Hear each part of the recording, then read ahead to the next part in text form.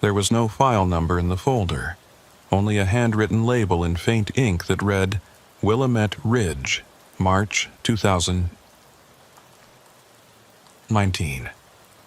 My name is Rebecca Dalton, and I've been working in the FBI's Portland field office for 14 years. Many strange cases have crossed my desk, but when this file landed on it one gray Thursday morning, I knew immediately that something was different. The report inside was insufficient, as if someone had deliberately left out every detail that might lead to solving the case, almost as if it were intentionally vague. 3 missing persons, 4 days apart. The same area of the Oregon forest. All experienced hikers who knew the terrain as well as most people know their own backyard. The first disappearance was David Brennan, 42 years old, an outdoor guide from Portland with over 20 years of experience in the Cascade Range. He'd set out for a weekend solo hike on March 8th, a Friday. His cell phone signal was last picked up at 2:32 p.m. on the eastern slope of Willamette Ridge. When his girlfriend reported him missing Sunday evening, search and rescue teams mobilized immediately. They found his vehicle at the trailhead, nothing missing from inside, his wallet and keys still in the glove compartment. His GPS watch stopped recording at 6:18 a.m. on Saturday morning. The last coordinates pointed to a clearing deep in the forest, near an old ranger trail that hadn't been maintained in decades. The search teams found the clearing. They found his backpack, too, sitting upright against a Douglas fir like someone had carefully placed it there. Inside, water bottles, energy bars, a first aid kit, maps, everything you'd expect. Everything except David Brennan. What they did find, though, was something that made the local sheriff call us in. David Brennan's body was discovered 3 days later, 2 miles from that clearing, at the bottom of a steep ravine. The medical examiner's preliminary report noted severe hypothermia as the likely cause of death. But here's what didn't make sense. When they found him, his clothes were completely soaked through. Not damp, not wet from morning dew. Soaked, as if he'd been standing in heavy rain for hours. The problem was, according to every weather station, radar system, and meteorological record in the region, it hadn't rained in that area for 8 days. I stood in my office that Thursday morning, reading and rereading that detail. The Portland office is on the 5th floor of a federal building downtown, and from my window I could see the Willamette River cutting through the city, gray and cold under the March sky. Rain was falling, as it usually does in Oregon, a steady drizzle that blurred the edges of buildings and turned the streets into dark mirrors. I watched the rain for a long time, trying to make sense of what I'd just read. 4 days after Brennan's body was found, the second hiker went missing. Jennifer Walsh, 36, a biology teacher from Eugene who spent most of her weekends in the mountains. She was on a day hike, same general area as Brennan, though she'd taken a different trail. Her last Instagram post showed her smiling at a vista point, the forest stretching out behind her in shades of green and gray. The timestamp was 11:47 a.m., March 15th. She never made it back to her car. The search for Walsh was faster this time because the teams were already familiar with the area. They found her on March 17th, less than 48 hours after she was reported missing. She was in a grove of old-growth cedar, about 1.5 miles from where Brennan's backpack had been discovered. Like Brennan, she was soaked. Her hair was plastered to her skull, her jacket heavy with water, her boots squishing with every step the first responders took toward her body. And like Brennan, she died of hypothermia, in an area where it still hadn't rained. The third disappearance was what finally brought me out to Willamette Ridge myself. Marcus Chen, 51, a software engineer from Seattle who'd been hiking the Pacific Northwest trails for over 30 years. Experienced, careful, always filed trip plans with the ranger station. He went missing on March 19th, just 2 days after Jennifer Walsh's body was found. By this point, the local authorities had started closing trails, putting up warnings, trying to figure out what the hell was happening in those woods. I drove out to the ridge on March 21st with my partner, Agent James Holden. Holden's been with the Bureau for 7 years, most of it in cybercrime, but he'd requested a transfer to field investigations 6 months ago. This was his first major case. He was quiet for most of the 2-hour drive, staring out the window at the endless trees that lined Highway 26. "What do you think we're looking at?" he asked as we turned onto a logging road that would take us up to the search command post. "Serial killer? Someone luring hikers off the trail?" I'd been thinking about that since I first opened the file. A serial killer was the obvious answer, the one that made the most sense from an investigative standpoint. But serial killers don't control the weather. They don't make bodies appear soaking wet in the middle of a drought. "I don't know," I said, "but we're going to find out." The command post was set up in a gravel parking lot near the Wildwood Trailhead, about 6 miles from where Brennan and Walsh had been found. There were 3 search and rescue trucks, 2 sheriff's vehicles and a Forest Service ranger truck parked in a rough semicircle. A large tent had been erected in the center, and I could see people moving inside, shadows against the canvas. The air smelled like pine and wet earth, even though it wasn't raining. It hadn't been raining, that's what everyone kept saying, as if repetition would somehow make it make sense. I met the incident commander, a grizzled search and rescue coordinator named Frank Garrett, who looked like he'd spent his entire life in these mountains. He had that weathered face you see on people who work outdoors, deep lines around his eyes, skin tanned and tough. He shook my hand with a grip that was firm but not aggressive, and I could see the exhaustion in his eyes. "Agent Dalton," he said, glancing at Holden. "Agent Holden, thanks for coming out. We could use the help." "Fill me in on Marcus Chen," I said. "What do we know?" Garrett led us into the tent where a large topographical map had been spread across a folding table. Red pins marked the locations where Brennan and Walsh had been found. A blue pin showed where Chen's car was parked, and a series of yellow pins traced the search grid. "Chen checked in at the ranger station at 7:15 a.m. on the 19th, Garrett said, pointing to the map. "Said he was planning to hike the Rimrock Trail, should be back by 5. When he didn't show up by 7, the ranger called it in. We started the search at first light on the 20th. Any sign of him? Nothing.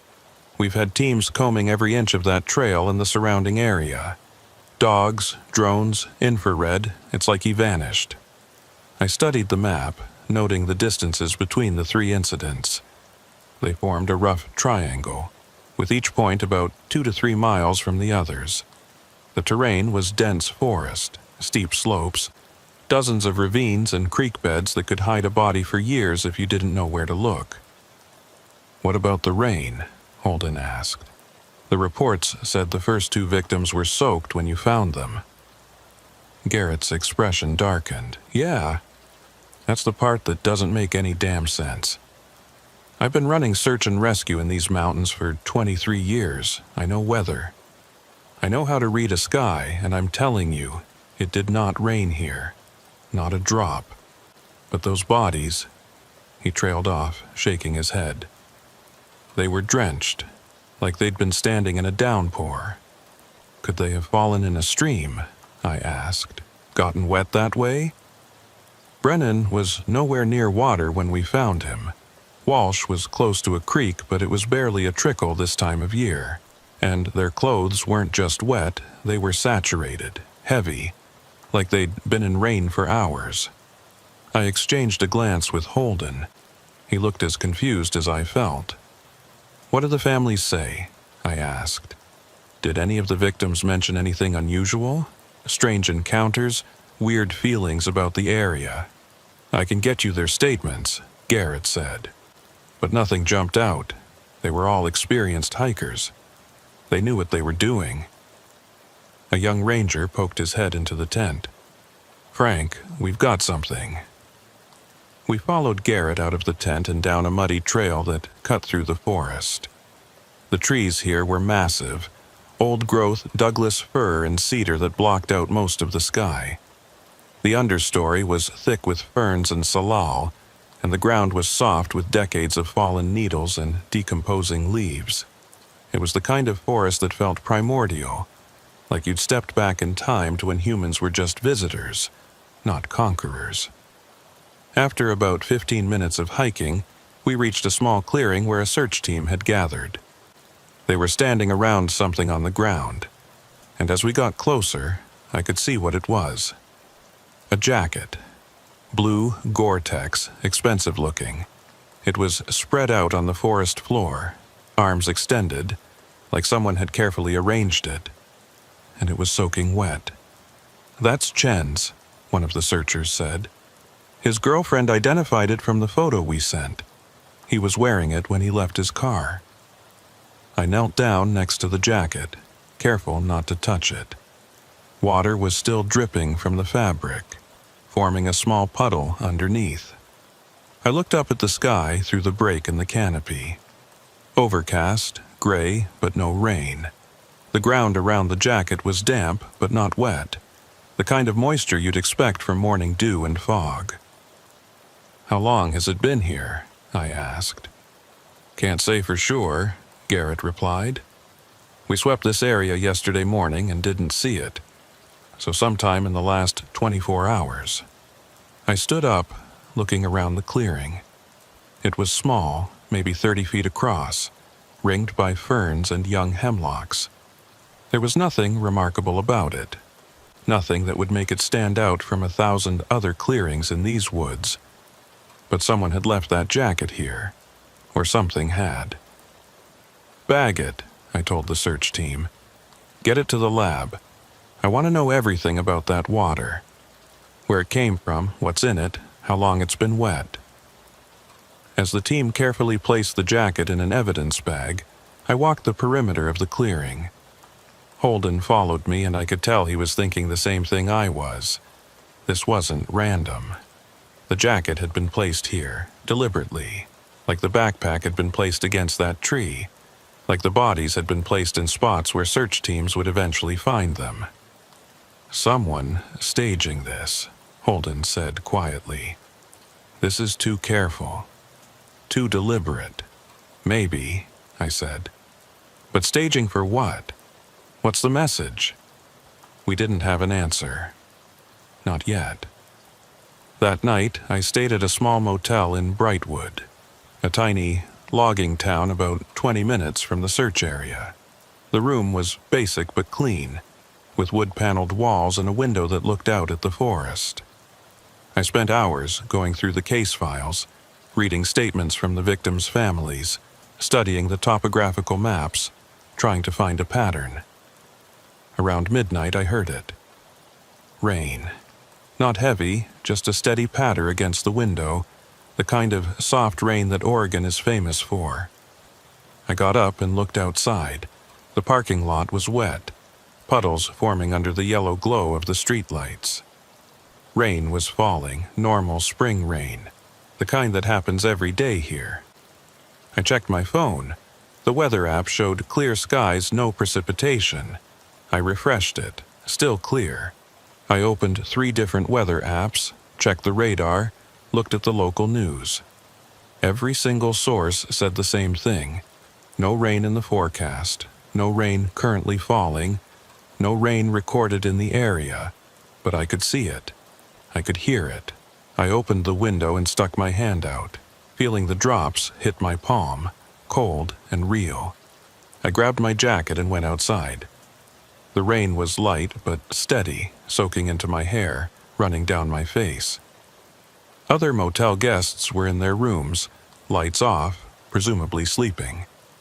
I was the only one standing in the parking lot, getting wet in rain that, according to every piece of technology available to modern meteorology, wasn't happening. I stood there for 10 minutes, maybe 15, just letting it fall on me. Then, as suddenly as it had started, it stopped. The air went still. The only sound was water dripping from the eaves of the motel roof. I went back inside, dripping water on the thin carpet. I dried off with a towel and sat on the bed, staring at my phone.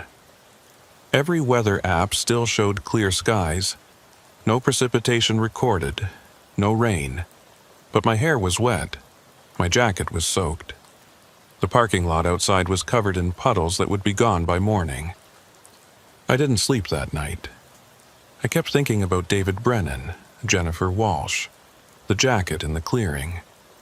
I kept thinking about the rain that wasn't supposed to exist, falling on ground that official records would say stayed dry. By morning, the puddles were gone. The pavement was bone dry, as if the rain had never happened at all. And when I asked the motel clerk about the weather last night, she looked at me confused and said, "Rain? It didn't rain last night." But it had. I knew it had. That's when I realized we weren't dealing with something that followed normal rules. We weren't dealing with something that could be explained by meteorology or logic or any of the tools we use to make sense of the world. We were dealing with something else entirely. The forensic report on Marcus Chen's jacket came back 3 days later, and it raised more questions than it answered. The water that had soaked the fabric was ordinary rainwater, pH levels normal, mineral content consistent with precipitation in the Oregon Cascade region. There was nothing unusual about it chemically. No toxins, no foreign substances, no anomalies that would explain why it was there when it shouldn't have been. But there was one detail that caught my attention. The lab tech who analyzed it noted that the water contained trace amounts of pollen from Douglas fir trees, which was normal for the area. What wasn't normal was the concentration. According to the analysis, the pollen levels in that water were consistent with heavy spring rain, the kind that comes in May or June when the trees are actively releasing pollen into the air. It was March. The firs weren't pollinating yet. Wouldn't be for another 2 months. I called the lab and spoke to the tech directly. A woman named Dr. Sarah Brenner, who'd been doing forensic analysis for the Bureau for 12 years. "Are you sure about the pollen dating?" I asked. "Positive," she said. "I ran it twice to be certain. That water fell from the sky sometime in late May or early June, based on the pollen signature. But you found the jacket on March 21st. That's impossible." "I know. That's why I ran it twice." I thanked her and hung up, staring at my notes. Rain that fell 2 months before it happened. Bodies soaked in water that shouldn't exist. A forest where the rules of weather and time seemed to bend in ways that made no sense. Marcus Chen's body was found on March 25th, 6 days after he went missing. A search dog picked up his scent near a old logging road about 3 miles from where his jacket had been discovered. The dog led the team down a steep slope, through dense underbrush, to a small depression surrounded by ancient cedar trees. Chen was there, curled on his side, arms wrapped around his chest. His eyes were open. His skin was pale and waxy. He'd been dead for at least 3 days, probably longer. And he was completely soaked. Water pooled beneath his body. His clothes were heavy with it, dripping even though he'd been dead for days. The medical examiner who responded to the scene, a methodical man named Dr. Raymond Pierce, stood next to the body for a long time, just looking at it. "This doesn't make sense," he finally said. "Join the club," I replied. Dr. Pierce conducted the autopsy the next day. I attended, along with Holden and the Clackamas County Sheriff, a no-nonsense woman named Diane Kowalski, who'd been working these mountains for 15 years. The autopsy suite was in a basement in Oregon City, fluorescent lights buzzing, the smell of disinfectant sharp in the cold air. Chen's body was in worse condition than Brennan's or Walsh's had been, more decomposition, but the cause of death was the same: severe hypothermia. His core temperature when found had been ambient with the surrounding air, but based on the tissue samples and lividity patterns, Dr. Pierce estimated he'd died within 12 hours of going missing. The interesting thing, Pierce said, gesturing to Chen's hands, is the skin condition. Look at his fingertips. I leaned in closer. The skin on Chen's fingers was wrinkled, deeply pruned, the way skin gets when it's been submerged in water for a long time. How long would he need to be in water to get that level of wrinkling? Holden asked. Hours, Pierce said. At least 4 or 5, possibly longer. But here's what I don't understand. The rest of his body doesn't show signs of immersion. No water in the lungs, no evidence he was in a stream or lake, just wet, soaked through, like he'd been standing in heavy rain. The weather reports, Sheriff Kowalski started to say. I know, Pierce interrupted. I checked, no rain. But I'm telling you, this man was exposed to water for hours before he died. Prolonged exposure, constant saturation. That's what killed him. His body temperature dropped because he couldn't stay warm in wet clothes. We stood around the autopsy table, 4 law enforcement professionals staring at a body that defied explanation. Finally, Kowalski spoke. I've lived in Oregon my whole life, she said quietly. My grandfather was a logger, worked these forests in the 50s and 60s. He used to tell stories about the old-timers, the men who'd been cutting trees since before World War I. They had superstitions about certain areas, places they wouldn't work after dark, groves they'd avoid even in daylight. My grandfather always said it was nonsense, but she trailed off, looking at Chen's body. Maybe it wasn't. I didn't believe in superstitions. I'd built my career on evidence, on facts that could be proven and documented and presented in court. But standing in that autopsy suite, looking at a man who'd died from rain that never fell, I felt the foundations of my certainty beginning to crack. That afternoon, I drove back out to Willamette Ridge. I needed to see the places where the victims had been found. Needed to walk the ground myself and try to understand what was happening here. Holden came with me, and we started at the clearing where David Brennan's backpack had been discovered. The forest was quiet, not the peaceful quiet of a nature hike, but something deeper, heavier. There were no bird calls, no rustling in the underbrush, no sound except our footsteps on the soft ground and our own breathing. The Douglas firs towered above us, their trunks massive and dark, their branches forming a canopy that filtered the gray March light into a dim, greenish twilight. We found the tree where the backpack had been placed. There was still a small flag marking the spot, orange plastic fluttering in the breeze. I stood there, turning slowly, taking in the surroundings. Nothing unusual, just forest, endless forest, stretching in every direction. You hear that? Holden asked suddenly. I stopped moving and listened. At first, I didn't hear anything unusual. Then, very faintly, I caught it. A sound like footsteps, soft and irregular, coming from somewhere deeper in the woods. Hello? I called out. This is the FBI. Identify yourself. The footsteps stopped. The forest went completely silent again, that heavy, waiting silence. We stood there for what felt like a long time, listening, hands near our weapons. Nothing moved. No one answered.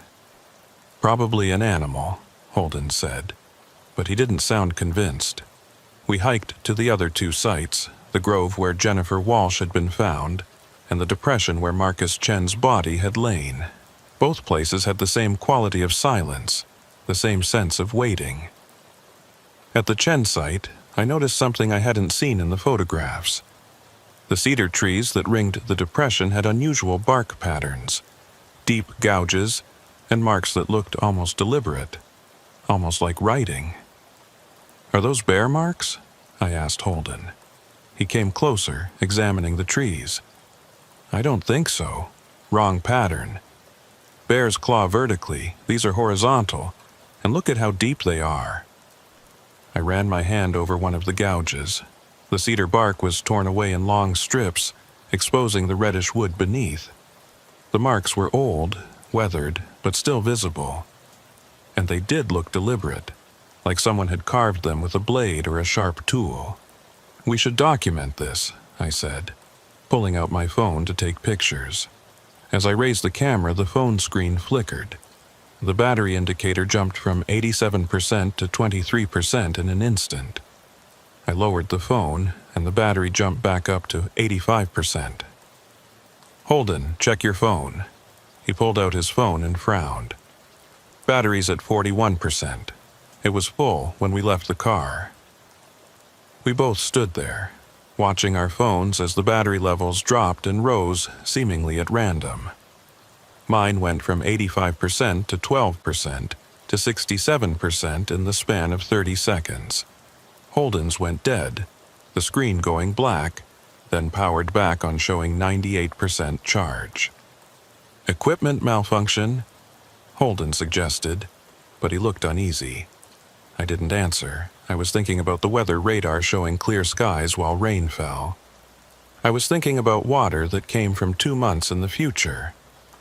I was thinking about the way technology seemed to break down in this place, unable to measure or record what was actually happening. We hiked back to the car in silence.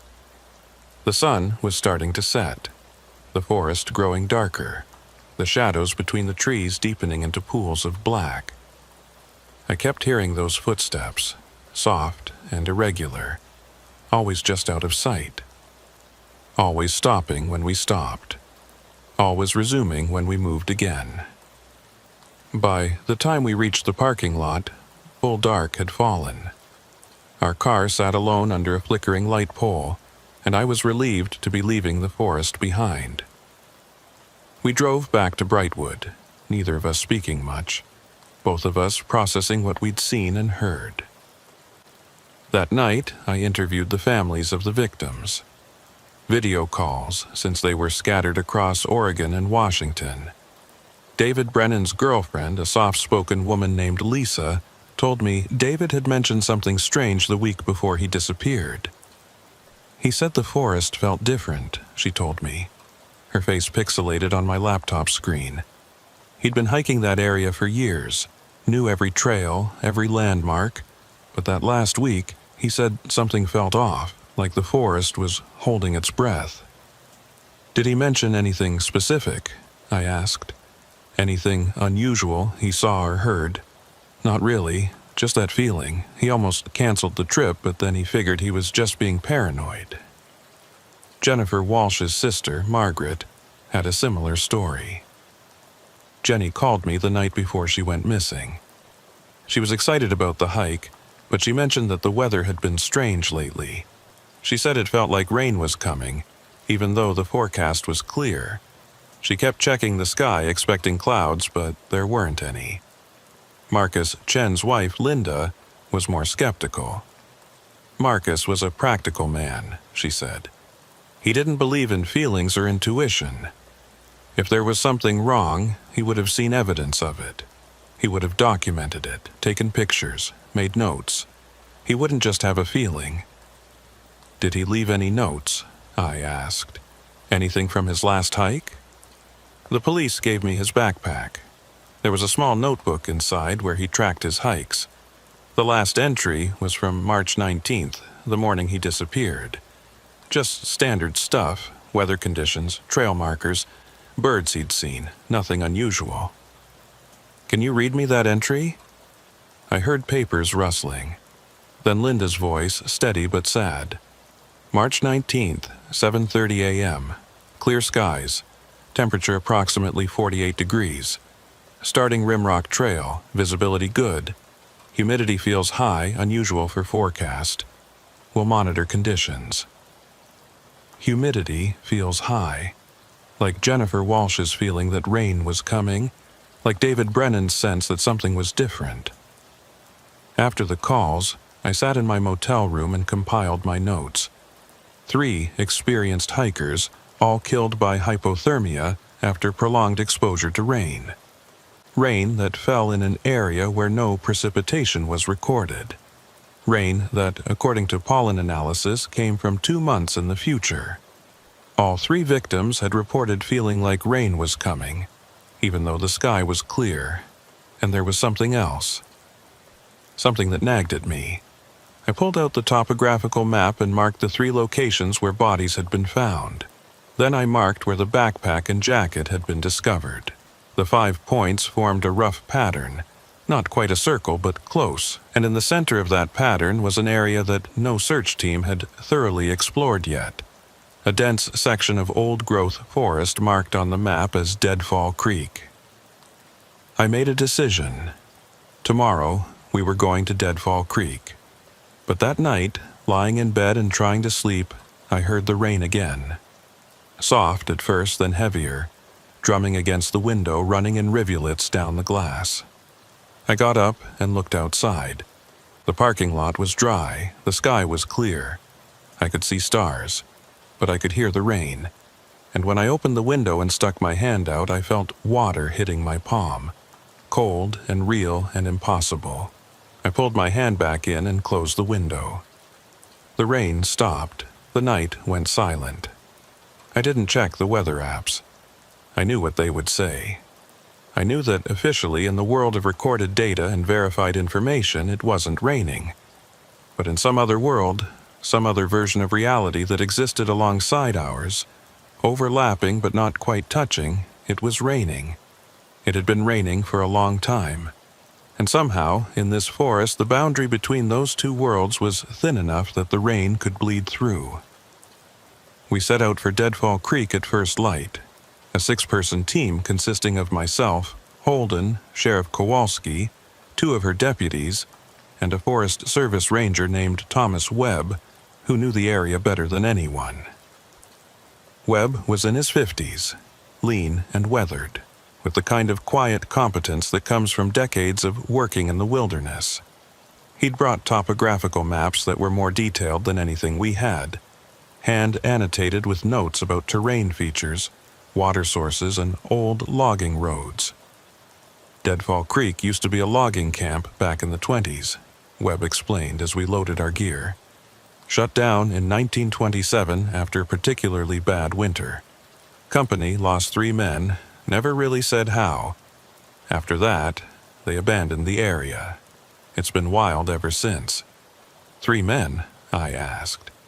How did they die? Webb shrugged. Records aren't clear. Official cause was listed as exposure, but there were rumors. The old-timers said the men were found in their bunks, soaking wet, even though it hadn't rained in weeks. But you know how stories get exaggerated over time. I exchanged a glance with Holden. Exposure. Soaking wet, no rain. Has anyone disappeared from that area recently? Kowalski asked. Besides our 3 victims. Not that I know of, Webb said. But it's remote. If someone went missing and no one reported it, we might never know. The hike to Deadfall Creek took almost 3 hours.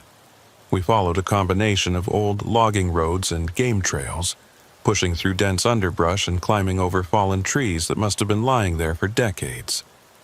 The forest was old here, truly old, the kind of old growth that existed before Europeans came to Oregon. The Douglas firs and cedars were massive, their trunks 10 feet across, their tops lost in the canopy far above.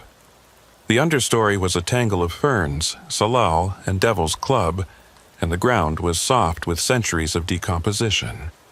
The silence persisted. No birds, no insects, no sound except our breathing and footsteps. About halfway to our destination, one of the deputies, a young man named Rivera, spoke up. Anyone else feel like we're being watched? We all stopped. I looked around at the trees, the shadows, the endless repetition of trunks and branches fading into green-gray distance. I feel it too, the other deputy, a woman named Chen, said quietly.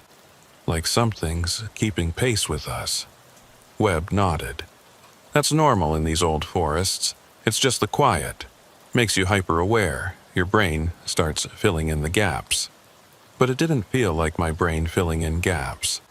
It felt like something was actually there, moving parallel to our path, staying just out of sight. I found myself checking over my shoulder every few minutes, scanning the trees, looking for movement. We reached Deadfall Creek around 10:30 a.m. The creek itself was small, barely more than a trickle flowing over moss-covered rocks. But the area around it was distinctive. The forest opened up slightly, creating a natural clearing about 50 yards across. In the center of the clearing was a stone foundation, all that remained of the old logging camp. The stones were dark with age and covered in lichen, and wildflowers grew in the gaps where mortar had crumbled away. "This is where the bunkhouse was," Webb said, pointing to the foundation. "The men who died were found in there." We spread out, examining the area. Holden and I focused on the foundation while the others searched the perimeter of the clearing. The stones were cold to the touch, much colder than the ambient air temperature. I ran my hand along the top of the foundation wall and felt something strange. A vibration. Faint, but constant. Like a low-frequency hum. "You feel that?" I asked Holden. He pressed his palm against the stone. "Yeah. What is that, underground stream?" "Maybe, but I didn't think so." The vibration felt wrong somehow, not like water or earth moving. It felt deliberate, rhythmic, almost like a pulse. That's when Deputy Chen called out from the edge of the clearing. "Agent Dalton, you need to see this." We jogged over to where she was standing near a large cedar tree. She was pointing at something carved into the bark, but much more elaborate than the marks we'd seen at the other sites. This was clearly writing, though not in any alphabet I recognized. The symbols were angular, geometric, arranged in vertical columns that ran down the trunk for 6 or 7 feet. "Is that some kind of Native American writing?" Kowalski asked. Webb shook his head. "I'm not an expert, but I know the local tribes. This doesn't match any of their systems, and it's too fresh. These marks can't be more than a few years old." I took out my phone to photograph the symbols, and immediately the battery dropped from 91% to 7%. The screen flickered, showing strange artifacts, lines of static cutting across the image. I lowered the phone, and the battery jumped back to 83%. "Same problem as yesterday," Holden muttered. "Something about this area interferes with electronics." We documented the symbols the old-fashioned way, with pencil and paper, one of the deputies sketching them into a notebook. While they worked, I walked the perimeter of the clearing trying to understand the layout. The foundation was roughly in the center. The creek ran along the western edge. The trees formed a nearly perfect circle around the clearing, all of them ancient cedars, all with those strange marks carved into their bark. And then I found the recorder. It was lying on the ground near the base of one of the cedars, half buried in fallen needles and moss. A small, digital voice recorder, the kind that reporters use for interviews. The casing was scratched and dirty, but when I picked it up and pressed the power button, it turned on. The screen showed one audio file, dated March 19, 2019, the day Marcus Chen had disappeared. "Holden," I called. He came over, and we stood there looking at the recorder. The battery indicator showed 15%, which was strange because these devices usually died much faster when exposed to the elements. "Should we play it here?" Holden asked. I thought about it. Part of me wanted to hear what was on that recording immediately. But part of me, the part that had been listening to Phantom Rain and feeling watched in the forest, thought we should wait until we were somewhere safer. "We'll take it back," I decided. "Bag it as evidence. We can listen to it at the office." While the recorder was being placed in an evidence bag, I noticed something else. Near where I'd found it, there was a pattern in the fallen needles on the ground. Not quite a path, but a disturbance, like something had been dragged through. I followed the disturbance with my eyes, tracing it from the cedar tree toward the foundation, then stopping abruptly about 10 feet from the stones. "Everyone stay back from the foundation," I said sharply. The team froze. Kowalski looked at me. "What is it?" "I'm not sure, but something was dragged from that tree toward the foundation, and I don't want anyone stepping on potential evidence." We carefully examined the area. The disturbance in the needles was subtle, but once you saw it, it was clear. Something had been pulled or had crawled from the tree to the foundation, then vanished. There were no footprints, no clear drag marks, just that subtle disturbance in the ground cover. And then, as we were examining the pattern, it started to rain, not everywhere, just in the clearing. Rain began falling from a clear sky, heavy drops that hit the stone foundation and the ground around it, creating a soft, pattering sound. The rest of the forest stayed dry. I could see the boundary, a sharp line where rain fell on one side and didn't fall on the other. "What the hell?" Rivera whispered. We stood there watching rain fall from a cloudless sky, watching it soak into the ground around the foundation, watching it run over the old stones. I pulled out my phone. Weather app showed clear conditions. Radar showed no precipitation within 50 miles. The rain fell for exactly 3 minutes. Then it stopped, as abruptly as it had started. The ground was wet, the foundation stones were slick with water, but the trees around the perimeter of the clearing were bone dry. "Did everyone see that?" I asked, needing confirmation that I wasn't hallucinating. They all nodded, faces pale, nobody speaking. "We need to get out of here," Webb said quietly. "Now." Nobody argued. We packed up our evidence and started hiking back the way we'd come. But as we were leaving the clearing, I heard something that made me stop. A voice, faint and distant, calling from somewhere in the forest. "Help?" Just that one word, barely audible, gender indeterminate. Everyone heard it. We all froze, listening. "Help," again, from a different direction this time. Then again, from a third direction. The same voice, the same word, coming from multiple locations simultaneously. "That's not possible," Deputy Chen said. But it was happening. The voice kept calling, "Help!" over and over, circling us, always just out of sight. "Keep moving," I ordered. "Don't respond. Don't look for the source, just keep moving." We hiked out of there, faster than we'd hiked in, pushing through the underbrush, climbing over fallen logs, not stopping until we were back on the maintained trail. The voice faded behind us, and eventually the normal sounds of the forest returned. Birds calling, wind rustling the branches, the ordinary sounds of life that had been absent from Deadfall Creek. We made it back to the vehicles by early afternoon. Nobody spoke during the drive back to Brightwood. We were all processing what we'd seen, trying to fit it into a framework that made sense, trying to maintain some semblance of rational explanation.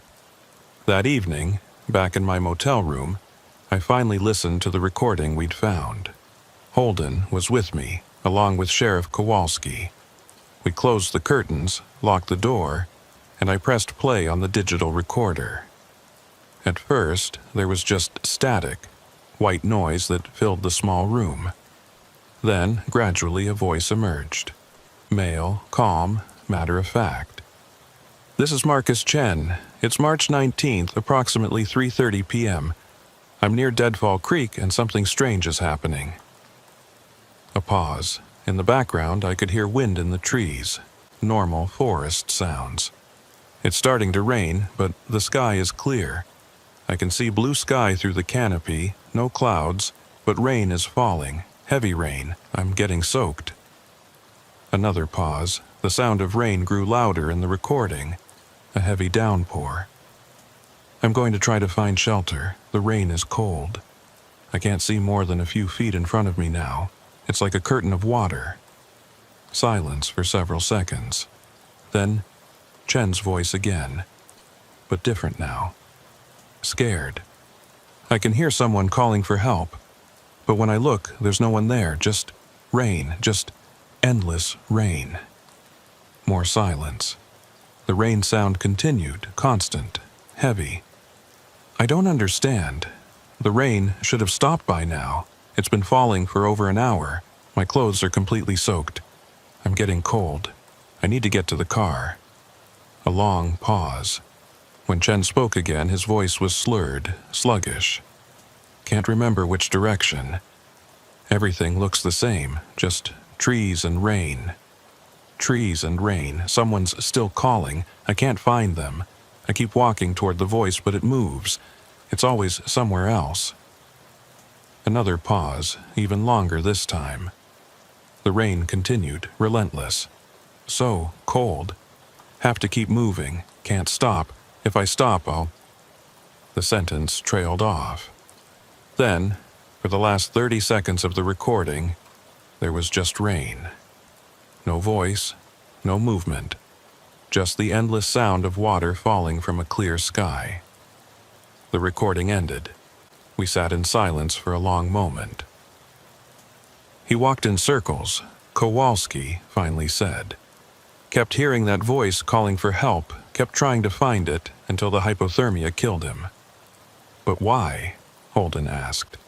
What's causing this? What's making it rain? What's making that voice? I rewound the recording and played the last 30 seconds again.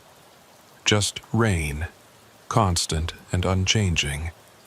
But as I listened more carefully, I realized there was something else buried in the sound.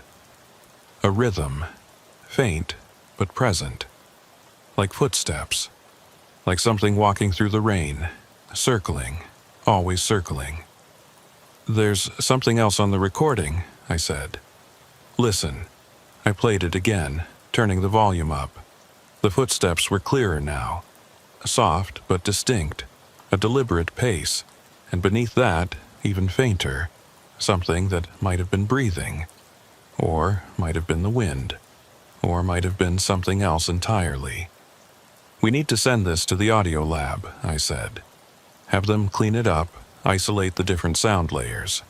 There's something here we're not hearing clearly.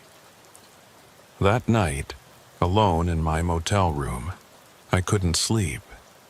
I kept thinking about Marcus Chen walking through phantom rain, hearing phantom voices, dying of exposure in a place where officially it was a clear, dry day. I kept thinking about the symbols carved into the trees, the stone foundation, the rain falling in that clearing from a cloudless sky. Around 2 a.m. I heard it again, rain outside my window. I didn't bother checking the weather apps. I didn't open the curtain. I just lay there, listening to water hitting glass, listening to something that existed in the gap between what was real and what was recorded. And I heard something else, too. Footsteps in the parking lot, slow and deliberate. A voice faint and distant, calling a single word over and over. Help. But I didn't go to the window.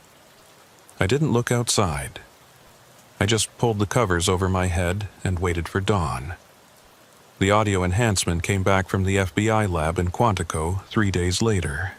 I was back in the Portland office, having left Brightwood and Willamette Ridge behind, at least physically. Mentally, I was still there, still hearing that voice calling for help, still seeing rain fall from clear skies. The technician who'd worked on the file, a specialist named Marcus Stone, called me directly. That should have been my first warning. Lab techs don't usually call field agents. They send reports, cold technical documents filled with data and analysis. Phone calls meant something had rattled them. Agent Dalton, Stone said, I need you to understand something before I send you the enhanced file. I've been doing audio forensics for the Bureau for 19 years. I've cleaned up wiretap recordings, death threats, ransom calls, cockpit voice recorders from plane crashes. I've heard everything. This is different. Different how? A pause. Just Listen to it. You'll understand. And Agent Dalton, don't listen alone. The file arrived in my email an hour later. I called Holden into my office, closed the door, and we played it together. Stone had isolated 3 separate audio layers from Marcus Chen's recording. Layer 1 was Chen's voice, clear now, without the static and interference. His account of the rain, the cold, the disorientation. Nothing we hadn't heard before, just clearer. Layer 2 was the rain sound. But Stone had analyzed the frequency and pattern, and according to his notes, the rain wasn't falling naturally. The rhythm was too regular, too precise. It was more like white noise that had been carefully modulated to sound like rain, with subtle variations repeated in exact cycles every 47 seconds. Layer 3 was the footsteps and the breathing. Stone had enhanced these significantly, bringing them up from barely audible to clear and distinct. And what we heard made my blood run cold. The footsteps weren't human, the spacing was wrong, the rhythm off, and there were too many of them, at least 6 or 7 distinct sets, all moving in that same deliberate pace, all circling the point where Chen must have been standing. But it was the breathing that was worst. When Stone had isolated and enhanced it, it didn't sound like breathing at all. It sounded like a word, repeated over and over in a harsh whisper. Wait. Not help. Wait. There's one more thing, Stone's notes said. At the very end of the recording, there's a sound that the original equipment couldn't capture because it's below normal human hearing range. I shifted the frequency up so you can hear it. Holden and I exchanged a glance, and I clicked on the final file. For 5 seconds there was silence, then a voice, clear and cold and utterly wrong. 3 more, that was all. Just those 2 words. Then nothing. I stopped the playback and sat back in my chair trying to process what I'd just heard. 3 more what? Holden asked quietly.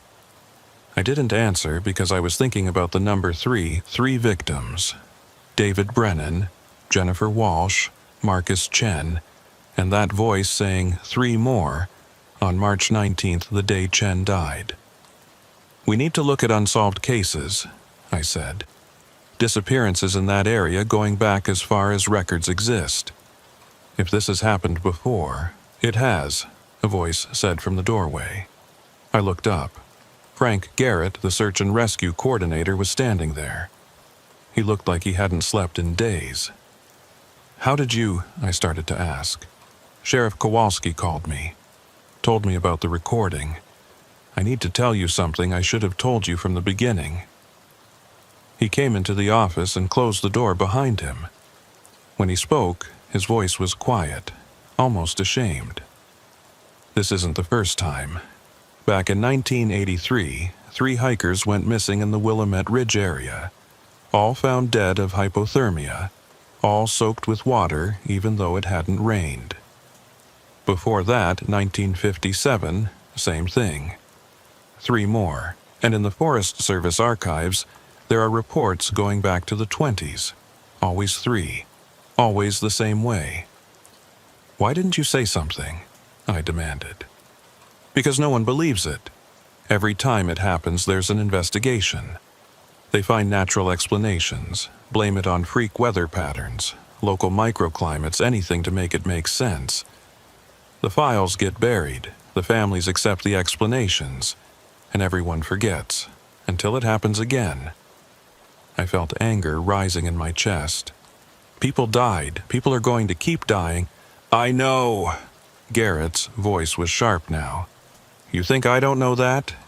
I've been running search and rescue in these mountains for over 20 years.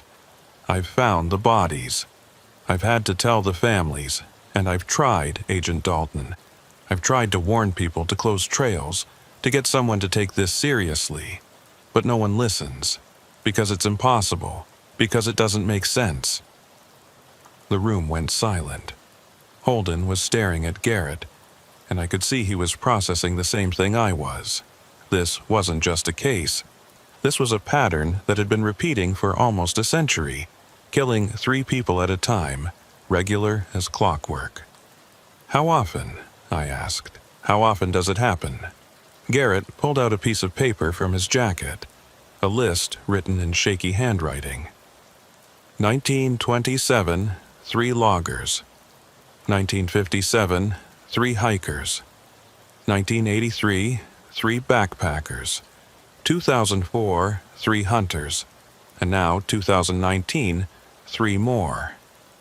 Every 21 or 22 years, almost to the day. 21 years. I did the math quickly.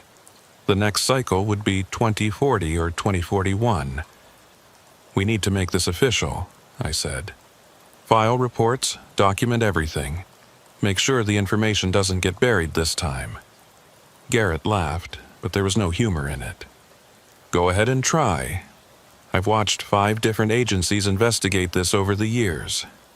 FBI, State Police, Forest Service, even brought in some academics once. They all find the same things we found. Impossible rain, strange sounds, bodies that don't make sense. And every single time the reports get filed away. Too weird, too unexplainable. Easier to blame it on weather anomalies and close the case." I wanted to argue, to say this time would be different. But I was starting to understand what Garrett meant. How do you write a report that says rain falls from clear skies? How do you explain audio recordings of voices that shouldn't exist?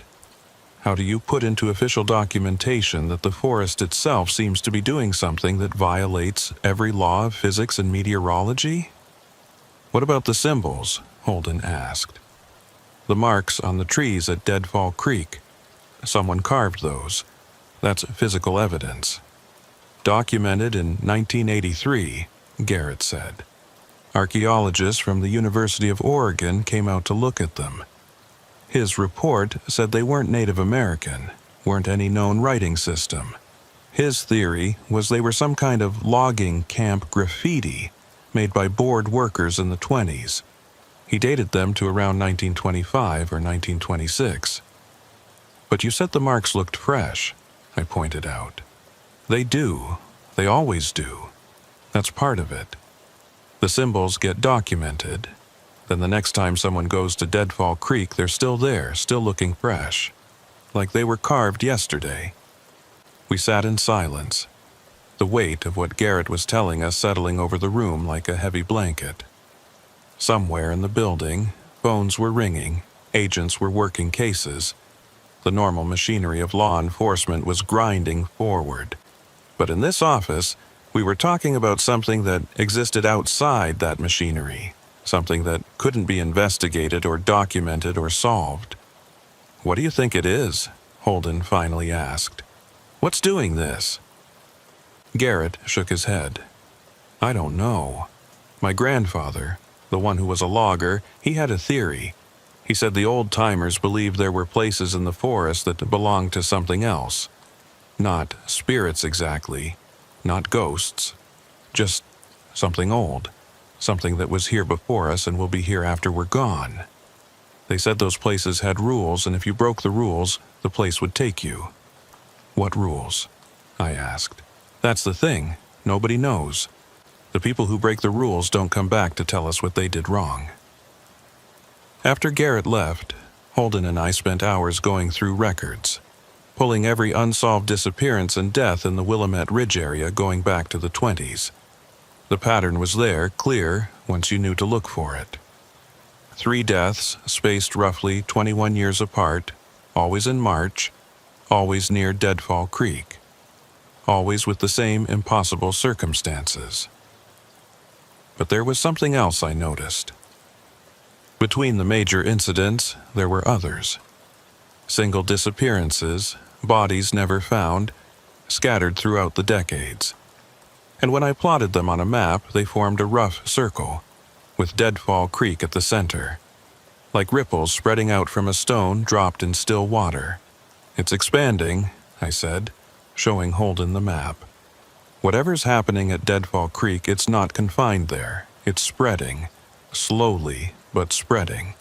"What do we do?" Holden asked. I didn't have an answer. What could we do? Close the entire forest? Based on what evidence? Rain that nobody officially recorded? Audio analysis that showed impossible sounds? Symbols carved in trees that never age? That night, I wrote my report. I documented everything we'd found. The bodies, the weather anomalies, the audio recording, the symbols, the pattern of deaths going back almost a century. I wrote it all in precise, professional language, knowing, even as I typed, that it would be filed away, forgotten, dismissed as the overactive imagination of an agent who'd spent too much time in the woods. I submitted the report the next morning. 3 days later, I was called into my supervisor's office. Assistant Director Catherine Marks, a woman I'd worked with for 8 years, a woman I respected and trusted. "Agent Dalton," she said, gesturing for me to sit. "I've read your report on the Willamette Ridge cases. And officially, the cases are closed. David Brennan, Jennifer Walsh, and Marcus Chen died of exposure due to unexpected weather conditions. The meteorological data shows clear skies, but there are known phenomena called local microclimates that can produce precipitation in very small areas without appearing on radar. It's rare, but it happens. That's our official explanation. You don't believe that." She looked at me for a long moment. "It doesn't matter what I believe. What matters is what we can prove, what we can document, what will hold up in court or in public disclosure. Your report is thorough, Agent Dalton. It's good work, but it's not something we can act on officially." "People will die," I said. "In 21 years, 3 more people will die in that forest. Maybe, or maybe knowing the pattern, we can prevent it. We can increase patrols, monitor the area more closely, put up warnings. But we can't do that based on a report about impossible rain and voices in the forest. We need facts. We need evidence that makes sense." She paused, then pushed a folder across the desk toward me. "This is the official file on the Willamette Ridge cases. David Brennan, Jennifer Walsh, Marcus Chen. Accidental deaths due to exposure. Case closed. As far as the Bureau is concerned, that's the end of it." I took the folder and opened it. My report was there, but heavily redacted.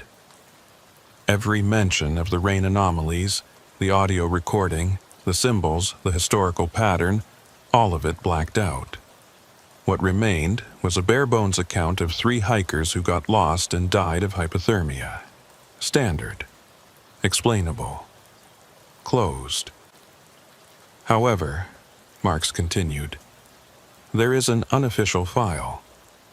A file that contains the complete investigation, all the evidence, all the details you documented.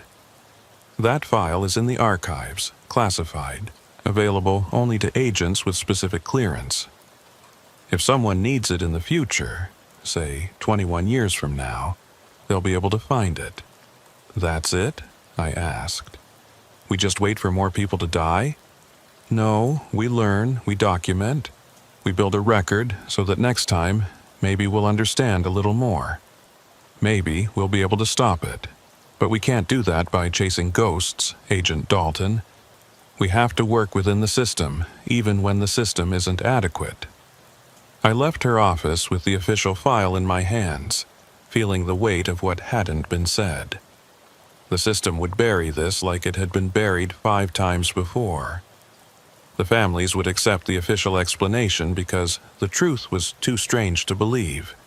And in 21 years, 3 more people would walk into Willamette Forest and never walk out. That was 6 years ago. I've moved on to other cases, other investigations. I don't work in Portland anymore. I've been transferred twice, most recently to Quantico, where I teach courses on criminal investigation and evidence collection. I never went back to Willamette Ridge, but I still have the unofficial file. I keep it in a locked drawer in my home office, along with the audio recording and the photographs of the symbols. And every March, I check the news from Oregon, holding my breath.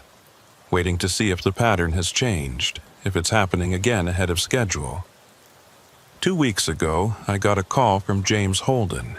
He's still in the Portland office, still working field investigations.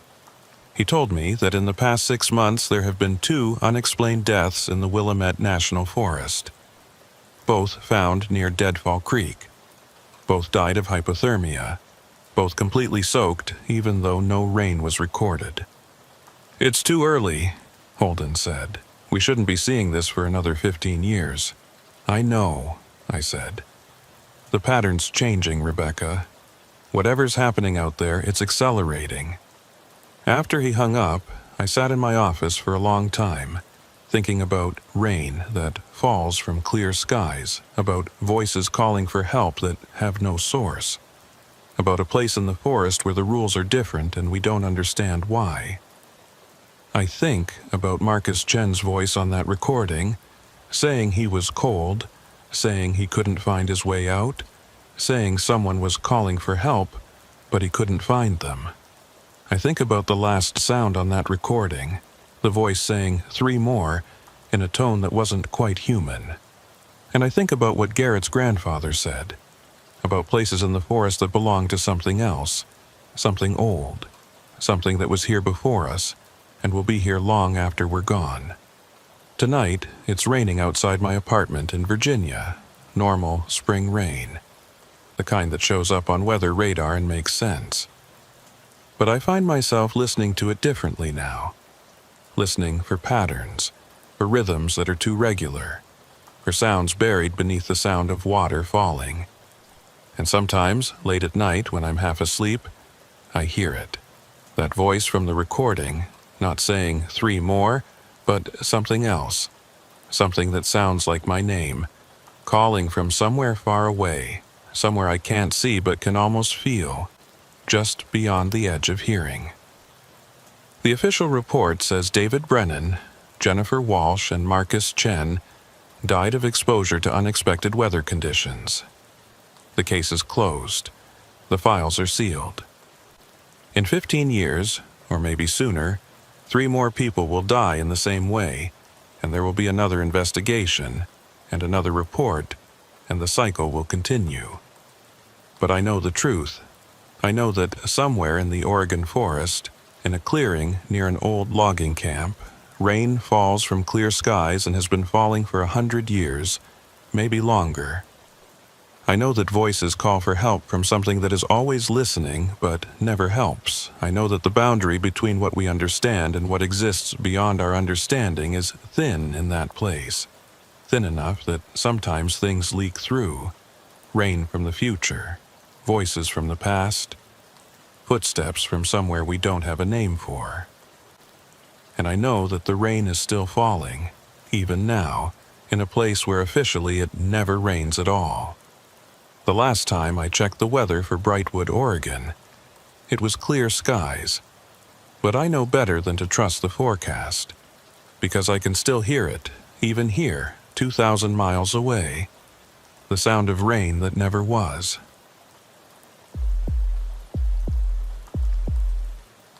The box arrived at the FBI Portland field office on a Tuesday morning in October 2018, delivered by a Forest Service clerk who looked relieved to be rid of it. I wasn't supposed to be the one to receive it. I'm Thomas Archer, a cold case investigator who'd been with the Bureau for 16 years, and I was actually on my way out the door when the clerk caught me in the hallway. "Agent Archer?" she said, holding out a banker's box that had seen better days. "They said you handle old evidence. This was in our storage facility. We're doing inventory and nobody knows what to do with it." The box was sealed with evidence tape that had yellowed with age. The label on top read, "Ranger Station 7, Empty Hood Sector, 1988. Someone had written, "Audio evidence" underneath in faded marker. I almost told her to take it to the evidence room to file it properly, to follow protocol. But something made me take the box instead. "What's in it?" I asked. She shrugged. "No idea. The inventory sheet just says tape recording." witness statement. But there's no case number, no file reference. It's like it was never officially logged. We found it in a back corner, behind some old equipment. Been there since at least the 90s, maybe longer. I carried the box back to my office and set it on my desk. The tape was brittle and cracked in places, but it still held. I pulled it off carefully and opened the lid. Inside was a single cassette tape in a clear plastic case, the kind people used before everything went digital. The label on the cassette read, Ranger M. Sullivan, Sept. 12, 1987, testimony, in neat handwriting. Underneath the tape was a thin manila folder containing 3 pages of typed notes, water-stained and barely legible. I picked up the folder first. The pages were transcription notes, someone's attempt to document what was on the tape. But large sections had been crossed out, words circled, question marks scrawled in the margins. Whoever had listened to this tape had been confused, maybe disturbed. The handwriting in the margins got progressively more erratic as the pages went on. The first page started clearly enough. Interview with Forest Ranger Michael Sullivan, conducted by Agent Harrison Wade, September 12, 1987. Sullivan, responding to questions regarding the disappearance of 4 hikers in the Bull Run watershed area, August 28 to 30, 1987. Sullivan was last person to see victims alive. Then, about halfway down the page, the notes became fragmented. Subject claims he heard, illegible. Says the sounds changed at night, doesn't make sense. Check original tape. The second page was worse. Tape quality deteriorating. Multiple listens produce different, Sullivan's voice or something else. Timestamp inconsistencies. Recommend technical analysis. The third page had only 3 lines of text, written in shaky capitals. Do not listen after dark. Sounds different each time. File for review. Urgent. But there was no review date, no follow-up notation. Just those 3 lines and then blank space. At the bottom of the page, someone had written in small, precise letters, Wade deceased, 10/3/87. I sat back in my chair, holding the folder, feeling the weight of something wrong settling over me. Agent Harrison Wade. I didn't know the name, but I could look it up. A case from 1987, 4 missing hikers. A ranger's testimony that apparently disturbed the investigating agent so much he'd written warnings in the margins. And then the agent had died 3 weeks later. I should have logged the evidence properly, should have filed it, assigned it to the appropriate department, let it go through channels. But I'd been working cold cases long enough to recognize when something had been deliberately forgotten. This box had been hidden for 31 years. The tape had never been properly filed. The investigating agent had died shortly after listening to it. This wasn't bureaucratic oversight. This was burial. I pulled out the cassette and looked at it. The tape was brown with age, wound tight around the spools. There was a small crack in the plastic casing, but it looked playable. I had an old cassette player in my bottom desk drawer, a relic I'd kept from my early days with the Bureau when we still occasionally encountered analog evidence. I plugged it in, inserted the tape, and hesitated with my finger over the play button. The notes said not to listen after dark. It was 10:47 a.m., bright October morning. Sunlight streaming through my office window. Safe enough. I pressed play. For the first few seconds there was just tape hiss, the familiar white noise of old analog recordings. Then a voice, male, professional, slightly tinny through the old speakers. This is Special Agent Harrison Wade, FBI Portland Field Office. Date is September 12, 1987. Time is 2:15 p.m.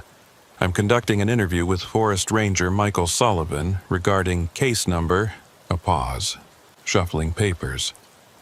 Regarding the disappearances at Bull Run watershed, Ranger Sullivan, please state your name and position for the record. Another voice, younger, nervous. Michael Sullivan. I'm a forest ranger, been working the Mant Hood sector for 3 years. Station 7, up near Bull Run. Thank you. Ranger Sullivan, you filed a report on August 30th stating that you had contact with 4 hikers. More paper sounds. David and Linda Brennan, ages 34 and 32, and Scott and Jennifer Morrison, ages 29 and 27. Is that correct? Yes, sir. Can you describe that contact? A pause. When Sullivan spoke again, his voice was quieter. They came through the checkpoint at Station 7 on August 28th, around 4 p.m. It's standard procedure. We log hikers going into the watershed area, make sure they have proper permits, give them safety information. And did they have proper permits? Yes, everything was in order. They said they were planning a 3-day backpacking trip, would be camping near Fraser Creek the first night, then hiking north toward Lost Lake. Expected to exit at the Highway 26 trailhead on August 31st.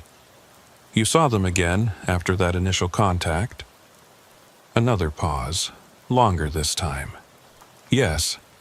They came back to the station on the 29th, late afternoon, around 5:30 or 6 p.m. Why did they come back? They said, Sullivan's voice dropped even lower. They said something was wrong with the forest. I leaned closer to the cassette player. In the background of the recording, I could hear faint office sounds, phones ringing, people talking, the normal ambient noise of a busy workplace. But there was something else, too, a low hum that seemed to pulse underneath the conversation. Wrong how? Agent Wade asked. They couldn't explain it clearly. David Brennan did most of the talking. He said they'd set up camp at Fraser Creek like planned. Everything was fine at first. But when it got dark, the forest went completely silent. No animals, no insects, nothing. Just silence. And then they started hearing sounds. What kind of sounds? Footsteps, someone walking around their camp, circling them. But when they used their flashlights, there was nobody there. This went on for hours. They said every time they heard the footsteps, the circle got smaller, closer. By dawn, they packed up and came straight back to the station. Did you believe them? A long silence. I could hear Sullivan breathing, hear him shifting in his chair. I didn't know what to believe. They seemed genuinely scared. These weren't kids, Agent Wade. David Brennan was an experienced outdoorsman. He'd been hiking these mountains for years. If he said something was wrong, I had to take it seriously. What did you do? I tried to convince them to just go home, get out of the forest. But they'd driven up from California, taken time off work for this trip. Brennan said they probably just spooked themselves, camping alone in the dark. He wanted to try again, maybe in a different location, somewhere more open. And you let them go back? Sullivan's voice cracked slightly. I gave them a map, showed them some alternative camping spots further west, away from the deep forest. Told them to check in with me in the morning, and if I didn't hear from them by noon on the 31st, I'd send search and rescue. That was the last time I saw them.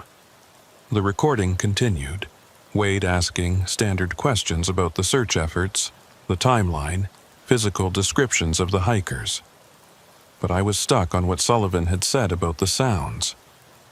Footsteps circling, getting closer.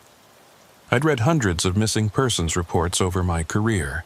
People got lost, they panicked, they made bad decisions. But experienced hikers didn't usually abandon a campsite because of sounds in the dark. The tape ran for another 10 minutes, Wade wrapping up the formal interview, Sullivan providing contact information for follow-up. Then Wade's voice. Thank you, Ranger Sullivan. That concludes our interview at 2:47 p.m. I'm terminating the recording should have ended there, but it didn't. There was a click, a brief silence, and then the tape started again. But it was different now. The office sounds were gone. Wade's voice, when he spoke, sounded distant, hollow. Personal notes, September 12th, 10:30 p.m. I'm at my apartment listening to the Sullivan interview again. There's something on this tape, something I didn't hear during the live interview. It's faint, but it's there, underneath Sullivan's voice. It sounds like a pause. In the background, I could hear something that might have been wind, or static, or something else. A rhythmic sound, barely audible. It sounds like footsteps, Wade continued, but that's not possible. We were in a closed interview room, just me and Sullivan, nobody else. Another pause. The background sound grew slightly louder. It did sound like footsteps, slow and deliberate. I'm going to try enhancing the audio, see if I can isolate. Wade's voice cut off abruptly. There was a crash, like the microphone had been dropped. Then nothing but that sound, those impossible footsteps, growing louder and louder until they overwhelmed everything else. The tape ended with a sharp click. I sat in my office, staring at the cassette player, my heart beating faster than it should have been. The sunlight through my window suddenly felt inadequate, the shadows in the corners of my room too deep. I rewound the tape and listened to the ending again. The footsteps were there, undeniable, getting louder as if whatever was making them was approaching the microphone, approaching Wade. I pulled up the FBI personnel database and searched for Harrison Wade. His file photo showed a man in his early 40s, serious expression, 20 years of service. The notation at the bottom of his file was brief. Deceased 10/3/87. Cause, cardiac arrest. Off-duty death, no investigation required. 21 days after he recorded those personal notes. 21 days after he heard footsteps on a tape that shouldn't have contained any. I picked up the phone and called the Forest Service office. It took 3 transfers before I got someone who'd been working there long enough to remember 1987. Station 7, the woman said. That's been closed since the early 90s. Budget cuts. The building's still there, but we don't staff it anymore. What about Ranger Michael Sullivan? Is he still with the Forest Service? A pause. Sullivan retired in 1989. Took early retirement, actually. Medical reasons. Medical reasons? I wasn't here then, but I've seen the file. He had some kind of breakdown.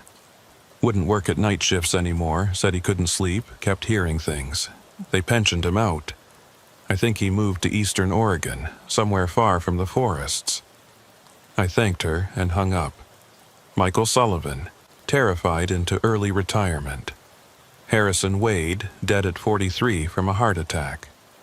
4 hikers who walked into the woods and never came out. And a tape that contained sounds that shouldn't exist. I should have stopped there. Should have logged the evidence, written a brief memo, let it disappear back into storage where it had been hiding for 3 decades. But I'd spent 16 years chasing ghosts through cold case files, looking for answers in cases that everyone else had given up on.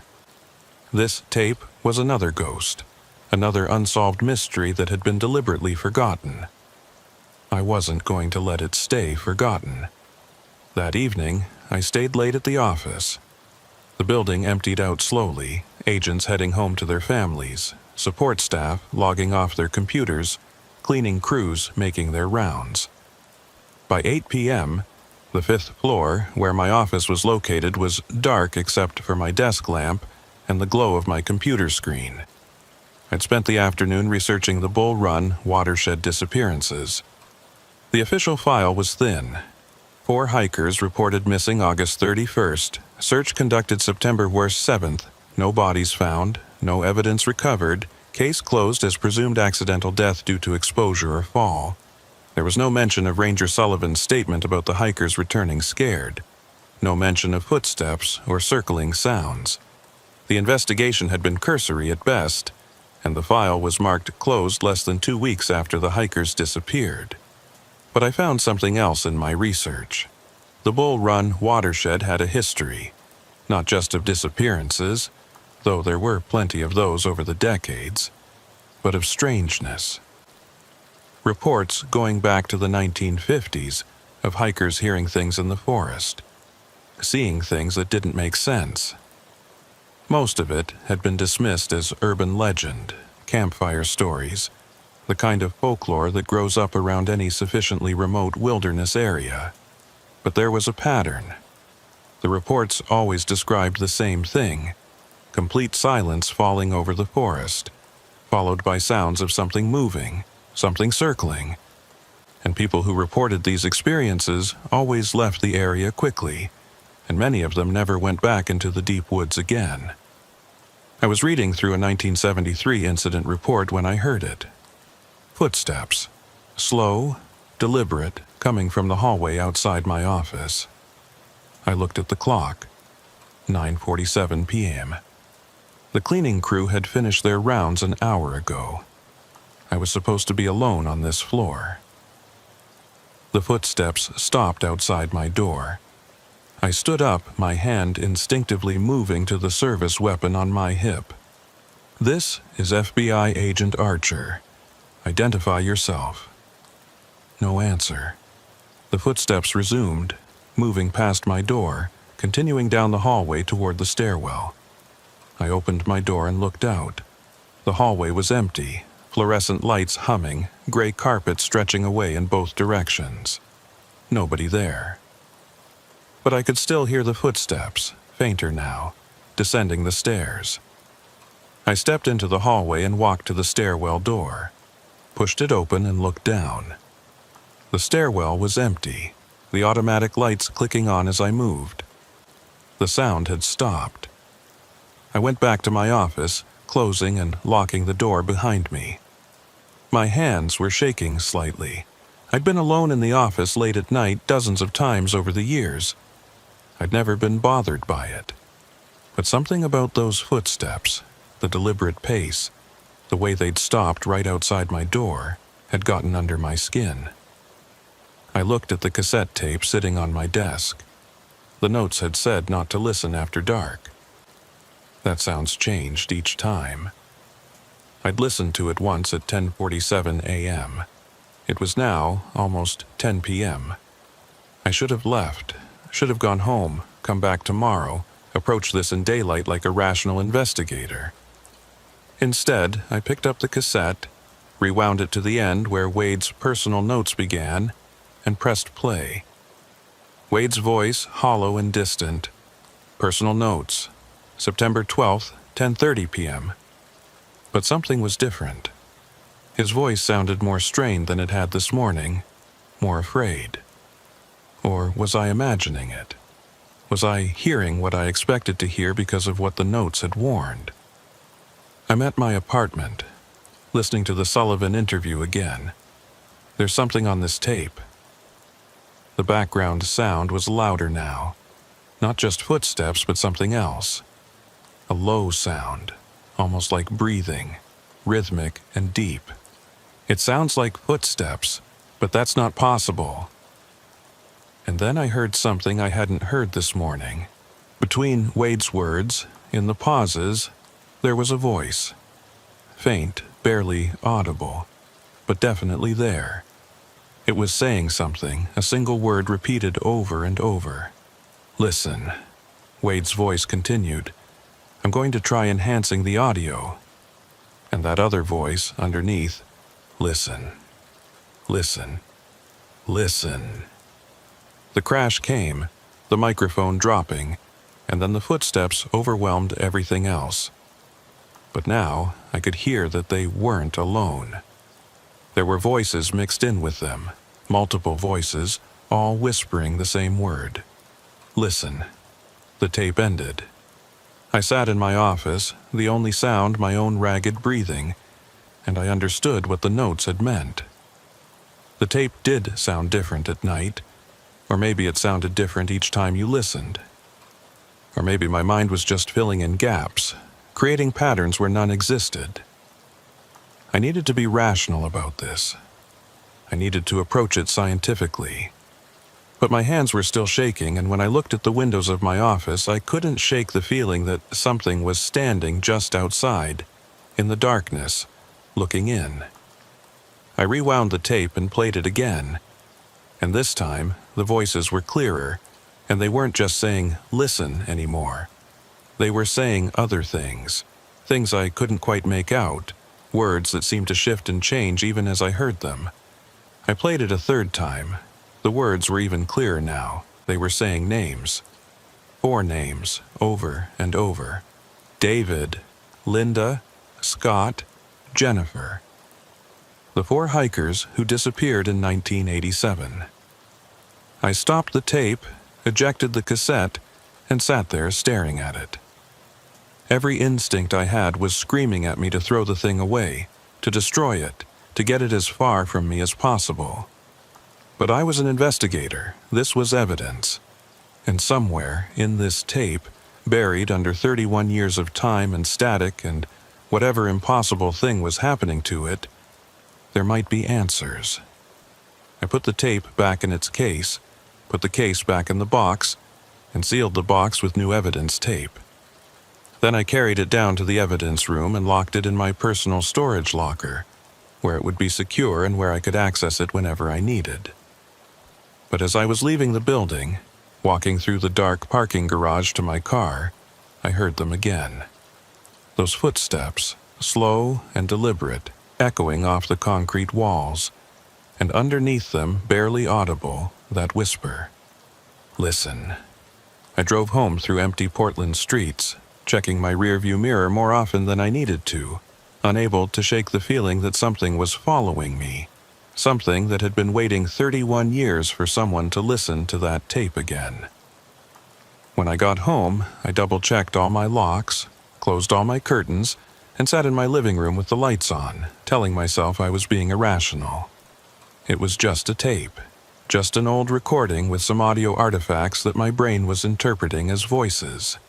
There was a logical explanation for all of it, but I didn't believe that. And when I finally went to bed around 2 a.m., I lay awake in the dark, listening to the sounds of my apartment. The refrigerator humming, the building settling, the occasional car passing outside, and trying not to hear other sounds underneath them. Sounds like footsteps. Sounds like breathing. Sounds like someone whispering my name. I didn't sleep that night. Every time I started to drift off, I'd hear something. A creak from the hallway, a scratch at the window, something that sounded like footsteps circling my bedroom. And I'd snap awake, heart racing. By the time dawn broke and gray light filtered through my curtains, I'd convinced myself I was being irrational. It was just an old tape. Audio artifacts. Suggestion and exhaustion playing tricks on my mind. But I couldn't stop thinking about those names. David, Linda, Scott, Jennifer. At 6 a.m., I gave up on sleep and went into the office early. The building was almost empty, just security and a few workaholics getting a jump on the day. I went straight to my locker in the evidence room and retrieved the box. The tape sat inside, innocuous, just a brown cassette in a clear plastic case. In the fluorescent lights of the evidence room, it seemed impossible that I'd heard what I thought I'd heard last night. I needed to approach this methodically. I was an investigator, trained to analyze evidence without letting emotion or superstition cloud my judgment. The first step was to find out more about the original case. The official file had been thin, but there had to be more. Reports from the search teams, statements from the families, perhaps even news coverage from 1987. I spent the morning in the archives, pulling boxes of old case files from the late 80s. The filing system from that era was chaotic at best, but eventually I found what I was looking for. A larger file on the Bull Run disappearances, stored separately from the main case file, marked Supplementary Materials. Inside were search and rescue reports, maps marked with grid coordinates, and a thick stack of witness statements from other hikers who'd been in the area around the same time. I spread everything out on a table in the archive room and started reading. The search had been extensive, more than the official file had suggested. Over 40 people had participated, covering an area of roughly 30 square miles. They'd searched for a week, using dogs, helicopters, even infrared equipment, and they'd found nothing. No campsite, no abandoned gear, no bodies. It was as if David and Linda Brennan and Scott and Jennifer Morrison had simply vanished. But the witness statements were interesting. Several hikers reported strange experiences in the Bull Run area in late August 1987. One couple said they'd left their campsite 2 days early because they kept hearing sounds at night. Footsteps, branches breaking, something moving around them in the dark. Another solo hiker reported that the forest had gone completely silent for hours, so quiet it made his ears ring. A group of 3 college students said they'd seen lights moving through the trees late at night, like flashlights, but when they investigated they found nothing. One statement caught my attention. A man named Gregory Marsh had been camping about 5 miles from where the 4 hikers had last been seen. His statement was dated September 3, 1987, and it was marked, "Referred to Agent Wade for follow-up." But there was no follow-up report attached. Marsh's statement read, "On the night of August 29th, approximately 11 p.m., I was awakened by a sound I initially thought was rain. Heavy rain, like a downpour hitting my tent. But when I opened the tent flap to check, the sky was clear and the ground was dry. The sound continued for several minutes, then stopped abruptly. After that, the forest was completely silent. No wind, no animals, nothing.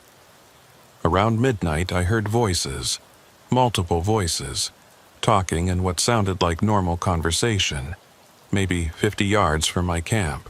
I called out, asking if anyone needed help, but the voices stopped immediately.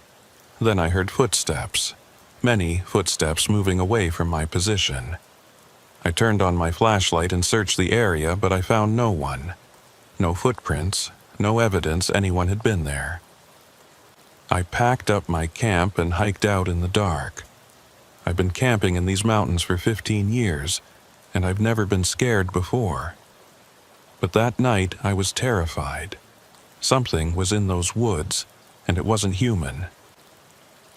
I read the statement 3 times, my pulse quickening with each reading.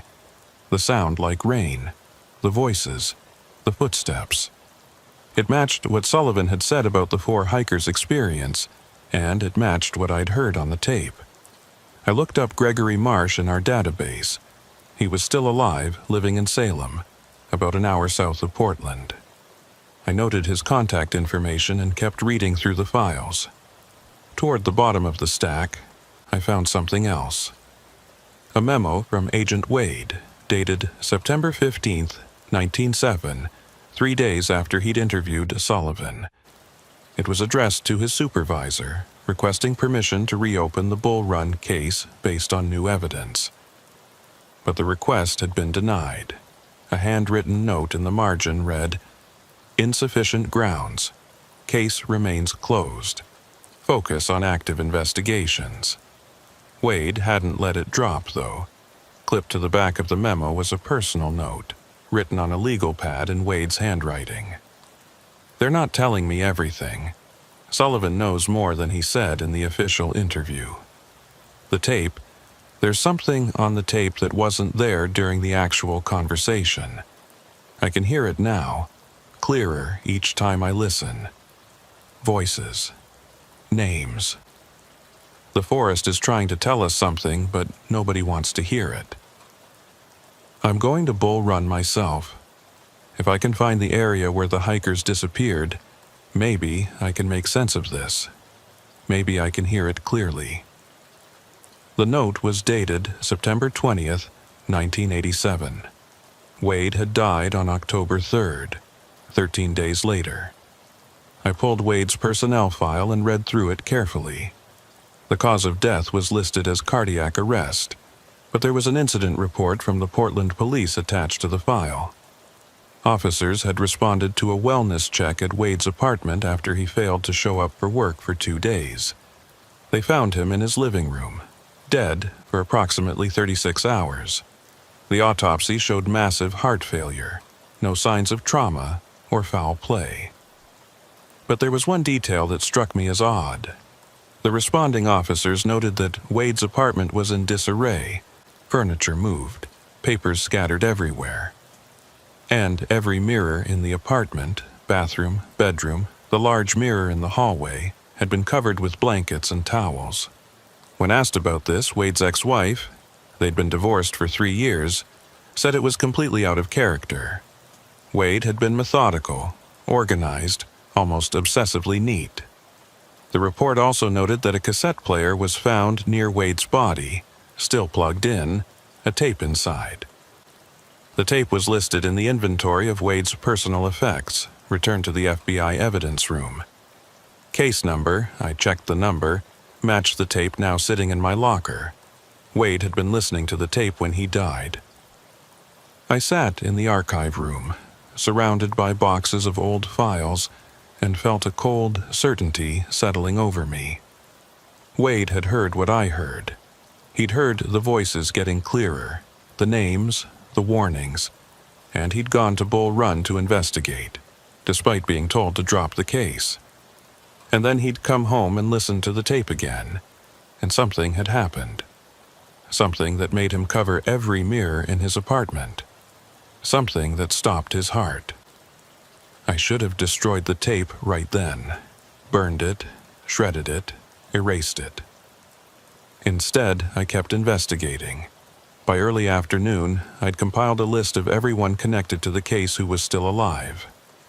Michael Sullivan, the ranger, living somewhere in eastern Oregon.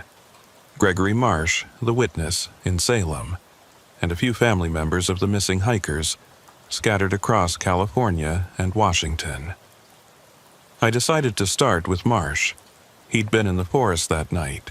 He'd heard what the hikers had heard, and he'd been terrified enough to hike out in the dark and never go back. I called the number on file for him. A man answered on the third ring, voice cautious. "Hello? Mr. Marsh? My name is Thomas Archer. I'm with the FBI. I'm investigating a cold case from 1987, and I found a statement you gave regarding some unusual experiences in the Bull Run watershed area." A long silence, then, I knew someone would call eventually. I've been waiting 30 years for this. Waiting? For someone to listen, to take it seriously. Can you come to Salem? This isn't something I want to discuss over the phone. 2 hours later, I was sitting in Gregory Marsh's living room, a modest house in a quiet suburban neighborhood. Marsh was in his 60s now, gray-haired but fit, with the weathered look of someone who'd spent a lot of time outdoors. But there was something else in his eyes. Wariness. Maybe fear. "I haven't been back to Bull Run since that night," he said, pouring coffee into 2 mugs. "Haven't been to any forest at night since then, actually. I sold all my camping gear. My wife thinks I'm crazy. Maybe I am." "Tell me what happened." He sat down across from me and stared into his coffee mug for a long moment before speaking. I'd been solo camping for years. Loved it. The solitude, the connection to nature, all that. Bull Run was one of my favorite spots. Remote, beautiful, peaceful. Or at least it used to be. That trip in August '87, I'd been there 3 days already. Everything was normal the first 2 nights. But the third night, the 29th, everything changed. It started with that sound, like rain hitting my tent. But there was no rain. And it wasn't just the sound. I could feel it, like pressure on the tent fabric. Like something was pressing down on it. How long did it last? Maybe 5 minutes. Then it stopped, and the silence. God, the silence was worse than the sound. It was absolute, complete. Like the forest had just stopped existing. And then I heard the voices. What did they say? Marsh looked at me directly for the first time. They said names, 4 names, over and over. David, Linda, Scott, Jennifer. I didn't know who they were at the time. It wasn't until later, when I heard about the missing hikers, that I realized those were their names. The hair on the back of my neck stood up. You heard their names? On August 29th? Yes. And here's the thing. The hikers didn't go missing until the 30th or 31st, right? So how could I have heard their names before they disappeared? Maybe you heard about them later and incorporated it into your memory of that night. He shook his head firmly. I thought about that. Spent years thinking about it, actually, but no. I wrote down what I heard that night in my journal, dated it, before I ever knew anyone was missing. I still have the journal. Do you want to see it? He left the room and came back with an old spiral notebook, pages yellowed and dog-eared. He flipped to an entry dated August 30th, 1987, written in shaky handwriting. Left Bull Run at 2 a.m., couldn't stay. Heard voices saying names, David, Linda, Scott, Jennifer. Heard footsteps circling. Heard something else. Something I can't describe, like the forest itself was speaking. Never going back. I wrote that hours before the missing persons report was even filed. Marcia said quietly. How did I know their names, Agent Archer? I didn't have an answer. We sat in silence for a moment, then I asked, did you ever speak with Agent Wade, the FBI agent who was investigating the case? Once, he came to see me about 2 weeks after I gave my statement. He seemed intense, obsessed, maybe. He kept asking if I'd heard anything else, seen anything else. He played me a tape recording of an interview he'd done with some ranger, asked me if I heard anything unusual on the tape. Did you? Oh yeah, I heard it. Voices underneath the conversation, saying those names again, David, Linda, Scott, Jennifer. Wade seemed relieved that I could hear them too, like he'd been worried he was going crazy. He said the voices got clearer every time he listened to the tape. That's why he came to see me, to confirm he wasn't imagining it. What else did he say? He said he was going back to Bull Run. Said there was something in that forest that wanted to be heard, and he was going to figure out what it was. He asked if I'd go with him, but I refused. Told him no amount of money would get me back into those woods. He went anyway. Alone, I think. He died a few weeks later. Marsh nodded slowly. I heard about that. Heart attack, right? I never believed that. Wade was maybe 45, fit, healthy. Hearts don't just stop for no reason. Did he tell you anything else? About what he thought was in the forest? He had a theory. Said there were places in the world where the boundary between things was thin. Between past and present. Between alive and dead. Between here and somewhere else. He said he thought Bull Run was one of those places. That the forest was trying to tell us something. Show us something, but we didn't know how to listen properly. And the tape? Did he say why the voices got clearer each time he listened? Marsh leaned back in his chair, his expression grim. He said it was like tuning a radio. The more you listened, the better you got at hearing the right frequency. But there was a cost. He said every time he listened, he felt like something was listening back. Like he was opening a door that should stay closed. After I left Marsh's house, I sat in my car for a long time, thinking about doors that should stay closed. The tape was in my evidence locker. I could leave it there, forget about it, let it disappear back into the archives where it had been hiding for 30 years. Nobody would blame me. Nobody would even know. But 4 people had died in that forest. Their bodies had never been found. Their families had never gotten closure. And somewhere in that tape, hidden under layers of static and time and impossibility, there might be answers.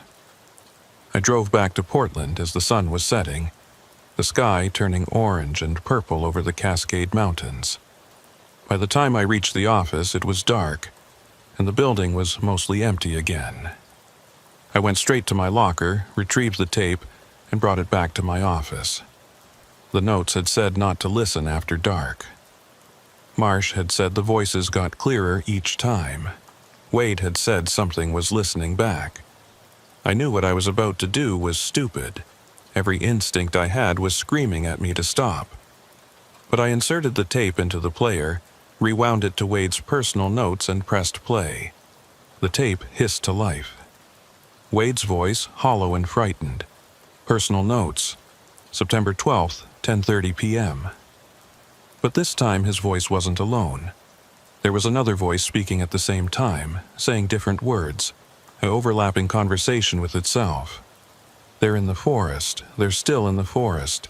They never left. They're calling. They want someone to find them. They want someone to listen. The voices continued. Two Wades speaking simultaneously, one conducting his investigation, the other describing something he couldn't possibly know. The background sounds were clearer now. Not just footsteps, but breathing, whispers, the rustle of branches and wind that shouldn't exist on an audio tape. And then, as Wade described trying to enhance the audio, I heard my name. Archer. Soft, barely audible, but unmistakable. My name, spoken by a voice that wasn't Wade's, wasn't Sullivan's, wasn't anything human. Archer, listen. Come to the forest. Come find us. I stopped the tape, my hands shaking so badly I nearly dropped the player. The office felt wrong suddenly. The shadows too deep, the air too cold. I could hear my own breathing, fast and shallow, and underneath it, that other sound. Footsteps, slow and deliberate, coming from the hallway. I stood up, weapon in hand, and opened my door. The hallway was empty, fluorescent lights buzzing, but I could still hear them. The footsteps were coming from everywhere at once, from above, from below, from inside the walls themselves. I went back into my office and locked the door, grabbed my phone, and called the security desk downstairs. This is Agent Archer, 5th floor. Are there any other people on this floor right now? Negative, Agent Archer. You're the only one signed in on 5. Can you check the cameras? I need to know if anyone's in the hallway. A pause. Checking now. Cameras on 5 are... That's odd. What? They're showing static, all of them. Like the feeds are corrupted or something. Let me try rebooting the system. I hung up and looked at the tape player. The cassette was still inside, motionless, but I could swear I heard something coming from it. Not the hiss of tape, but whispers. Many whispers, all talking at once, all saying my name. My computer screen flickered. The overhead lights dimmed for a moment, then brightened, and on my desk, next to the tape player, my phone screen lit up even though no one was calling. The screen showed a text message, but it was from my own number, which was impossible. The message read, Station 7. Tomorrow, alone. I stared at the screen until it went dark again. Then I ejected the tape, put it back in the box, and sealed the box in my locker. I left the office, rode the elevator down to the parking garage, and drove home through streets that seemed unusually empty for a Tuesday night. That night, I lay in bed and listened to the sounds of my apartment, trying to convince myself I was being rational, that there was a logical explanation for everything. But I couldn't stop thinking about Wade's theory. Thin places, boundaries between here and somewhere else, and the tape as a door, opening wider every time someone listened. When I finally fell asleep sometime after 3 a.m., I dreamed of a forest where it was always night, where footsteps circled endlessly through the trees, and where 4 voices called out names over and over, waiting for someone to answer, waiting for someone to find them. I didn't go to Station 7 the next day. I told myself it was because the message had been a hallucination, stress-induced paranoia, my phone malfunctioning. But the truth was simpler.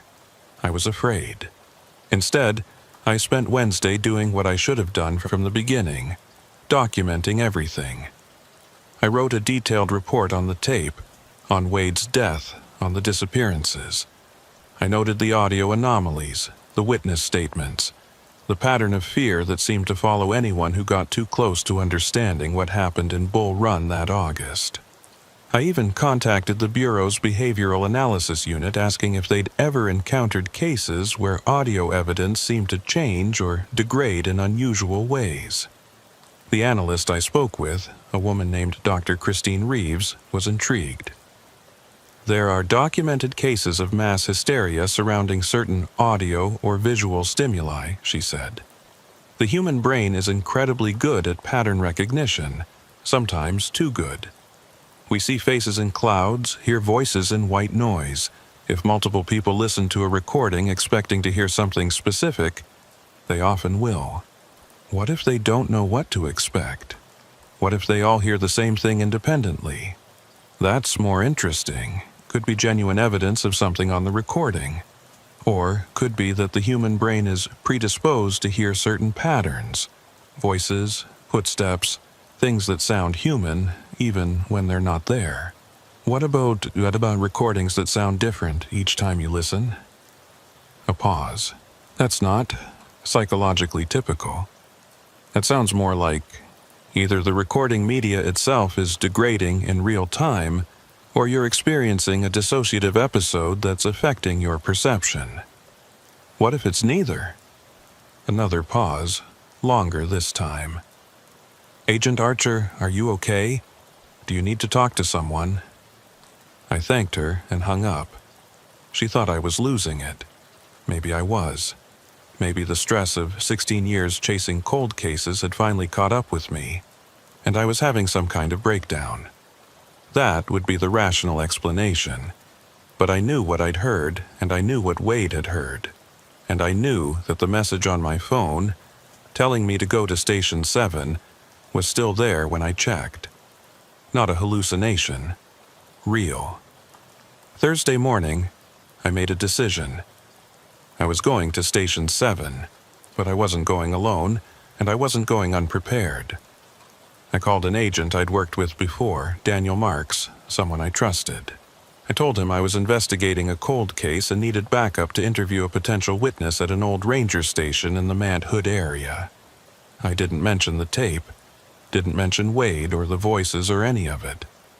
Just framed it as standard field work. We drove out Thursday afternoon, taking Highway 26 east into the mountains.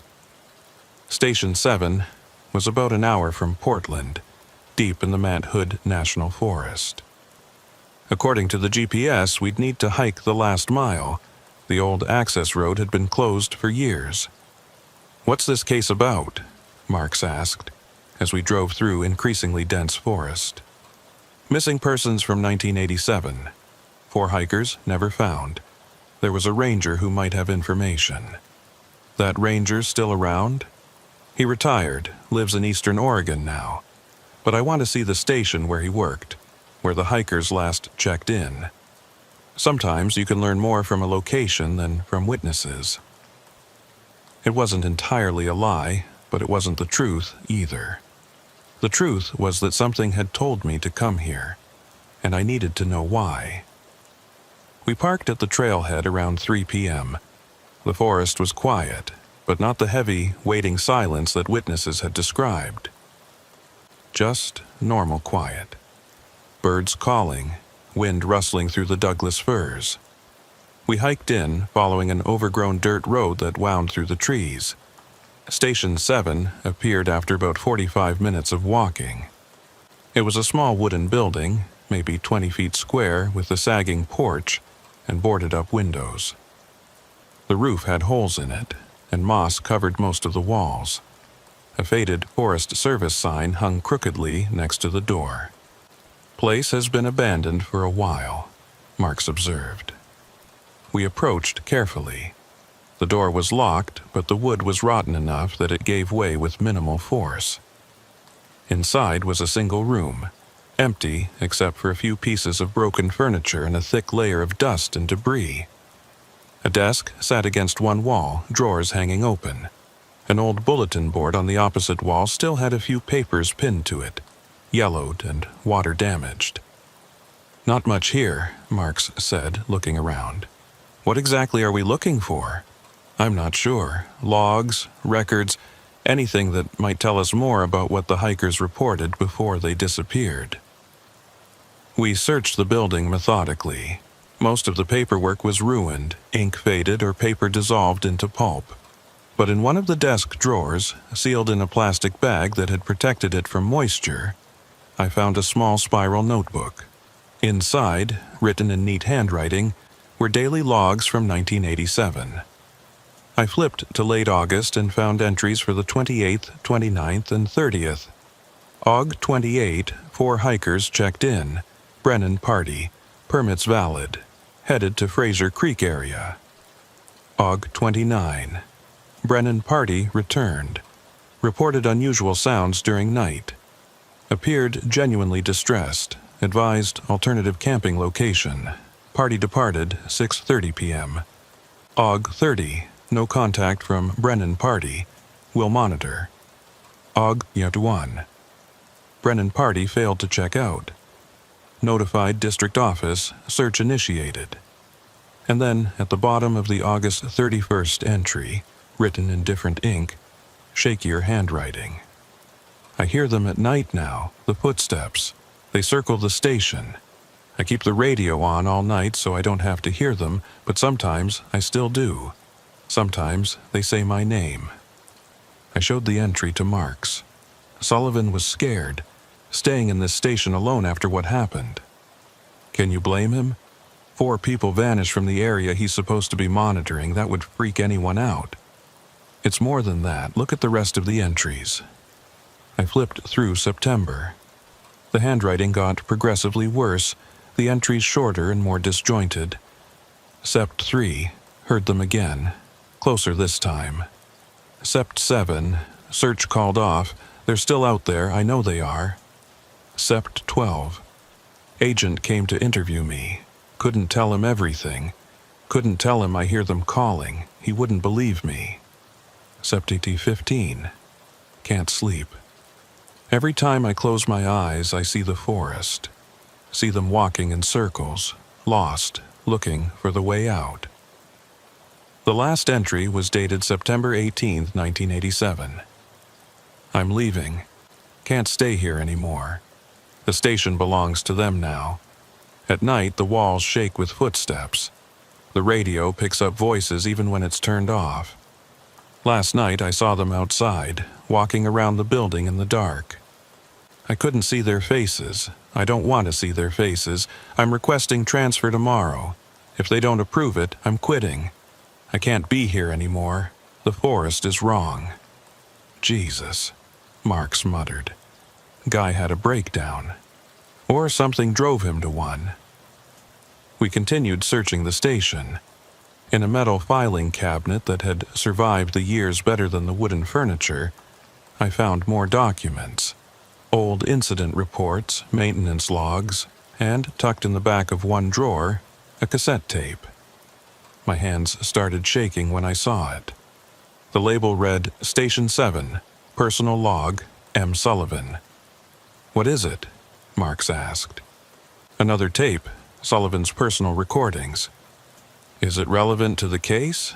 I thought about Wade's tape, about the voices that got clearer each time you listened, about the message on my phone telling me to come here. It might be.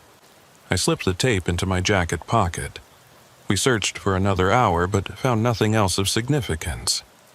As the sun started to set and shadows lengthened across the forest floor, Marks suggested we head back. I don't want to be hiking out of here in the dark, he said. Neither did I.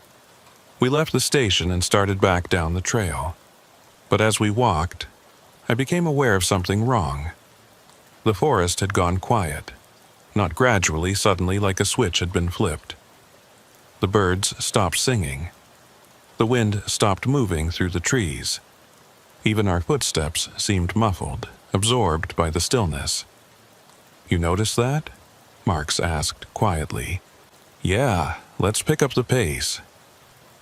We walked faster, but the trail seemed longer than it had on the way in. The trees looked the same, but subtly wrong, like we were walking through a photograph of the forest rather than the forest itself. And underneath the silence, I started to hear something else. Soft, rhythmic, footsteps. "Someone's behind us," Marks said, hand moving to his weapon. I looked back. The trail was empty, but I could hear them clearly now. Multiple sets of footsteps, keeping pace with us, maintaining a constant distance. We started jogging. The footsteps matched our speed. "This isn't right," Mark said. "Something's not right." We ran. The trail twisted through the trees, shadows growing deeper as the sun sank toward the horizon. And all around us, those footsteps, circling, closing in, driven by something that had no face, no form, just a presence in the woods that had been waiting 31 years for someone to return. I pulled out my phone to call for help, but there was no signal. The screen flickered, showing that same message again. "Listen." We burst out of the tree line and saw my car in the parking lot, maybe 100 yards away. Safety. We sprinted for it, and the footsteps behind us accelerated, no longer matching our pace but actively pursuing. I fumbled with my keys, got the door open, and we threw ourselves inside. I started the engine and peeled out of the parking lot, tires kicking up gravel. In the rearview mirror, I saw the trailhead, the trees, the gathering darkness, and I saw figures standing at the edge of the forest. 4 of them, motionless, watching us drive away. Neither Marks nor I spoke during the drive back to Portland. What was there to say? We'd both heard the footsteps. We'd both run. And we'd both seen those figures, though neither of us wanted to acknowledge it. When I dropped Marks off at his apartment, he finally broke the silence. "Whatever that was, I don't want to know. I don't want to investigate it, don't want to understand it. I'm going to pretend it didn't happen. Marks, no. Whatever you're investigating, Archer, leave it alone. Some things aren't meant to be understood. Some doors shouldn't be opened." He got out of the car and walked away without looking back. That night, alone in my apartment, I sat at my kitchen table with Sullivan's tape in front of me. I knew I shouldn't listen to it. I knew every time I listened to one of these tapes something changed. Something opened a little wider. But I was too far in now. I needed to know. I put the tape in my player and pressed play. Sullivan's voice, younger than the man in Wade's interview, nervous but trying to sound professional. "Personal log, Michael Sullivan, July 15, 1987. First week at Station 7. Everything's going well. Beautiful area, peaceful, good posting." The log continued. Sullivan documenting his daily activities, checking in hikers, maintaining the station. Nothing unusual until August 29th. Personal log, August 29th. "Something strange happened today. The Brennan party came back. Said they heard things in the night. They were scared, genuinely scared. I tried to convince them to leave the forest entirely, but they insisted on trying a different location. I gave them a map, showed them some spots further west. God, I hope they're okay." August 31st. "They didn't check out. I called it in. Search teams are coming tomorrow. I don't think they're going to find them. I heard it last night, what the Brennans heard. Footsteps around the station, circling, getting closer. And voices. They were calling names, David, Linda, Scott, Jennifer. But those are the Brennans' names. How could I hear their names before I knew they were missing?" September 2nd. "The searches aren't finding anything. It's like they vanished. But I know where they are. They're still in the forest. I can hear them at night. They're walking in circles, lost, calling out. They can't find the way out." September 7th. "I'm not sleeping anymore. Can't sleep. Every time I close my eyes, I see them walking through the trees, going in circles, forever and ever. The forest has them. It won't let them go.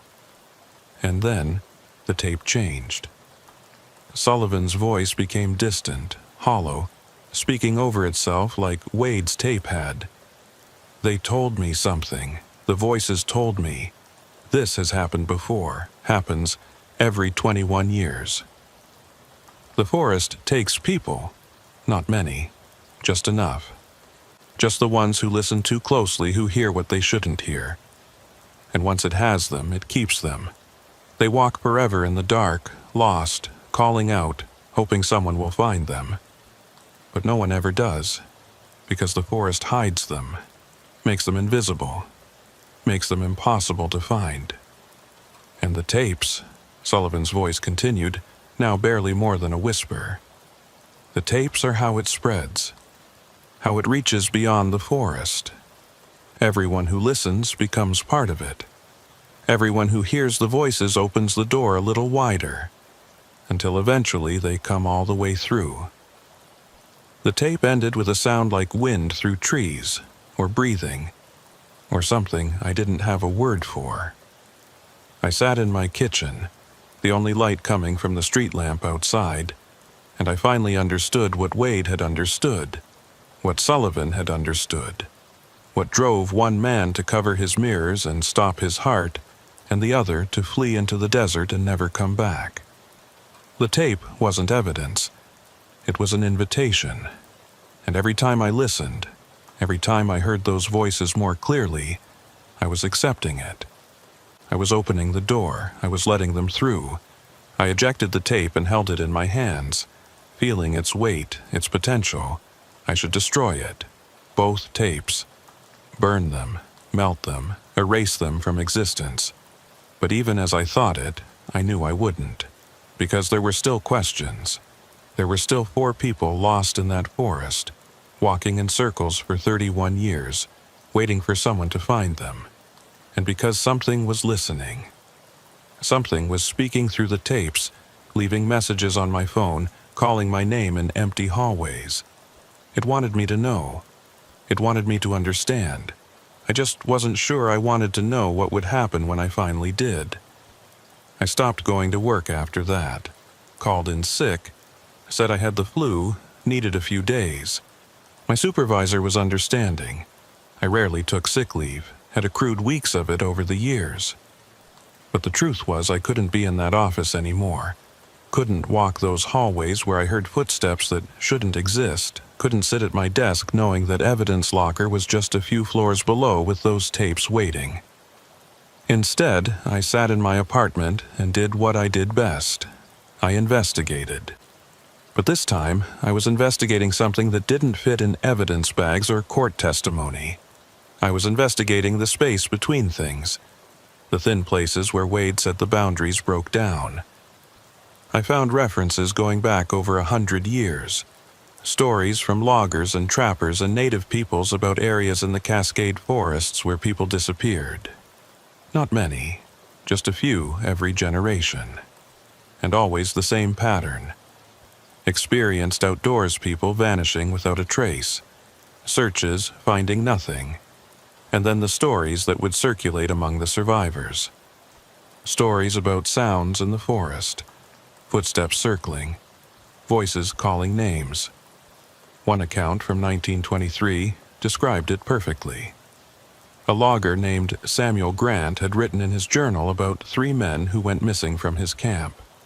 The entry, which I found digitized in a university archive, read, "The forest has taken them, as it takes all who listen too closely to its voice. They walked into the trees one morning and never came back. We searched for weeks but found only their boot prints, going in circles, round and round the same area, as if they were trapped in some invisible maze. And at night, when the camp was quiet, we could hear them calling. Their voices carried on the wind, saying our names, asking us to help, begging us to find them.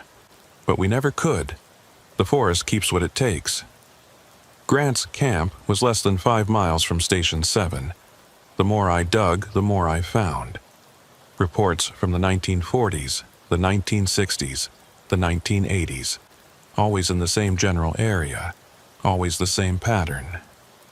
And in several cases, the investigating officers had noted audio recordings that seemed to contain anomalous sounds.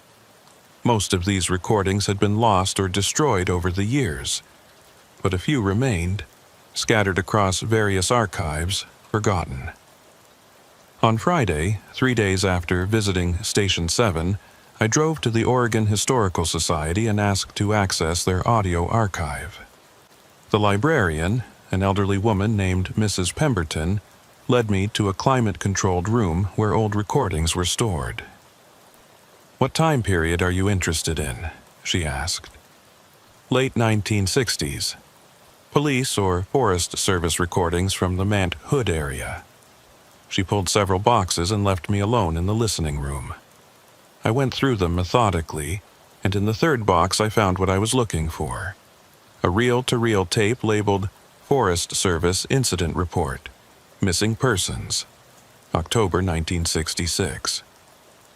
I threaded the tape onto the player and put on headphones. The recording was scratchy, the voices tinny and distant, but I could make out a conversation between a Forest Service officer and a ranger named Thomas Blake.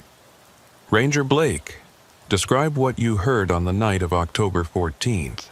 "I was doing a late patrol near Zigzag Canyon when I heard voices, multiple voices, sounded like they were calling for help. I investigated but couldn't find anyone. The voices seemed to move, staying always ahead of me, leading me deeper into the forest." "How long did this continue?"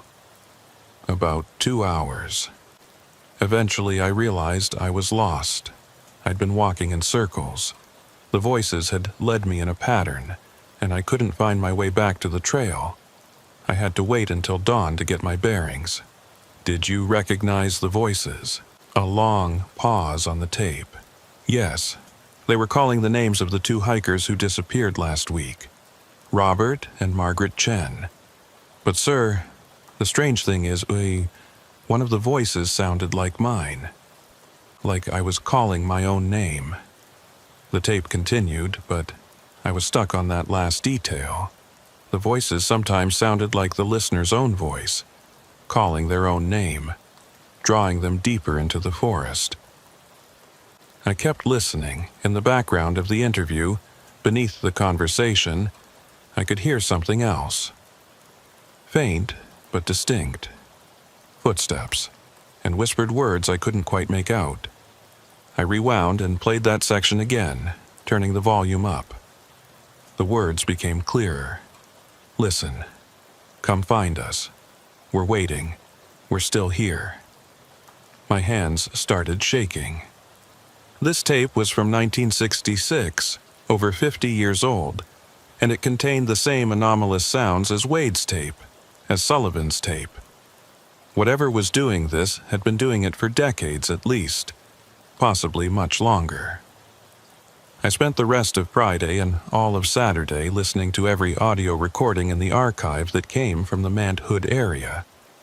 Most contained nothing unusual, but a few, maybe 1 in every 10, had those same background sounds: footsteps, whispers, names being called, and the sounds got clearer the more I listened, as if my ears were becoming more attuned to hearing them. By Saturday evening, I could hear them even when I wasn't playing the tapes. Soft whispers in my apartment, footsteps in the hallway outside, my name being called from rooms I knew were empty. I was losing time, too.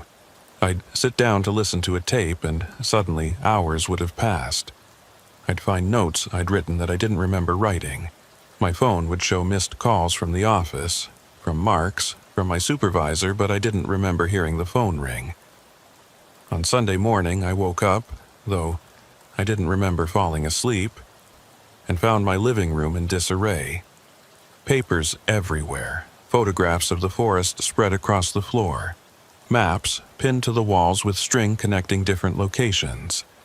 It looked like a conspiracy theorist's lair, or the workspace of someone having a breakdown. Maybe both.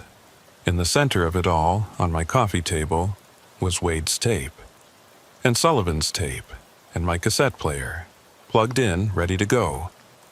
I didn't remember bringing them home from my locker, but there they were. And next to them was a note in my own handwriting. Tonight. Go tonight. They're waiting. I should have called someone.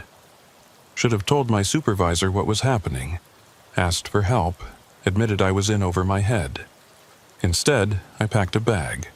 Flashlight, extra batteries, my service weapon, water, energy bars. The essentials for going into the forest at night. I knew it was a bad idea.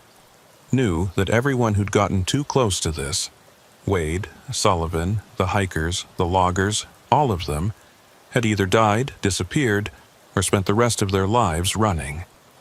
But I also knew I didn't have a choice anymore. The door had been opened. The invitation had been accepted. And something was calling me back to Bull Run, back to the forest, back to whatever thin place existed there where the impossible bled through into reality. I loaded both tapes into my bag along with the cassette player. Then I drove east on Highway 26 as the sun set behind me, painting the sky blood red. I reached Station 7 around 9 p.m. The forest was completely dark, my headlights the only illumination on the overgrown access road. I parked and sat in my car for a long moment, listening to the tick of the cooling engine, trying to talk myself out of this. But the whispers were so loud now I could barely hear my own thoughts. Names being called, footsteps circling my car, my name over and over. Archer. Archer, come. Listen. Find us. I grabbed my bag and flashlight and started walking toward the station. The forest was utterly silent.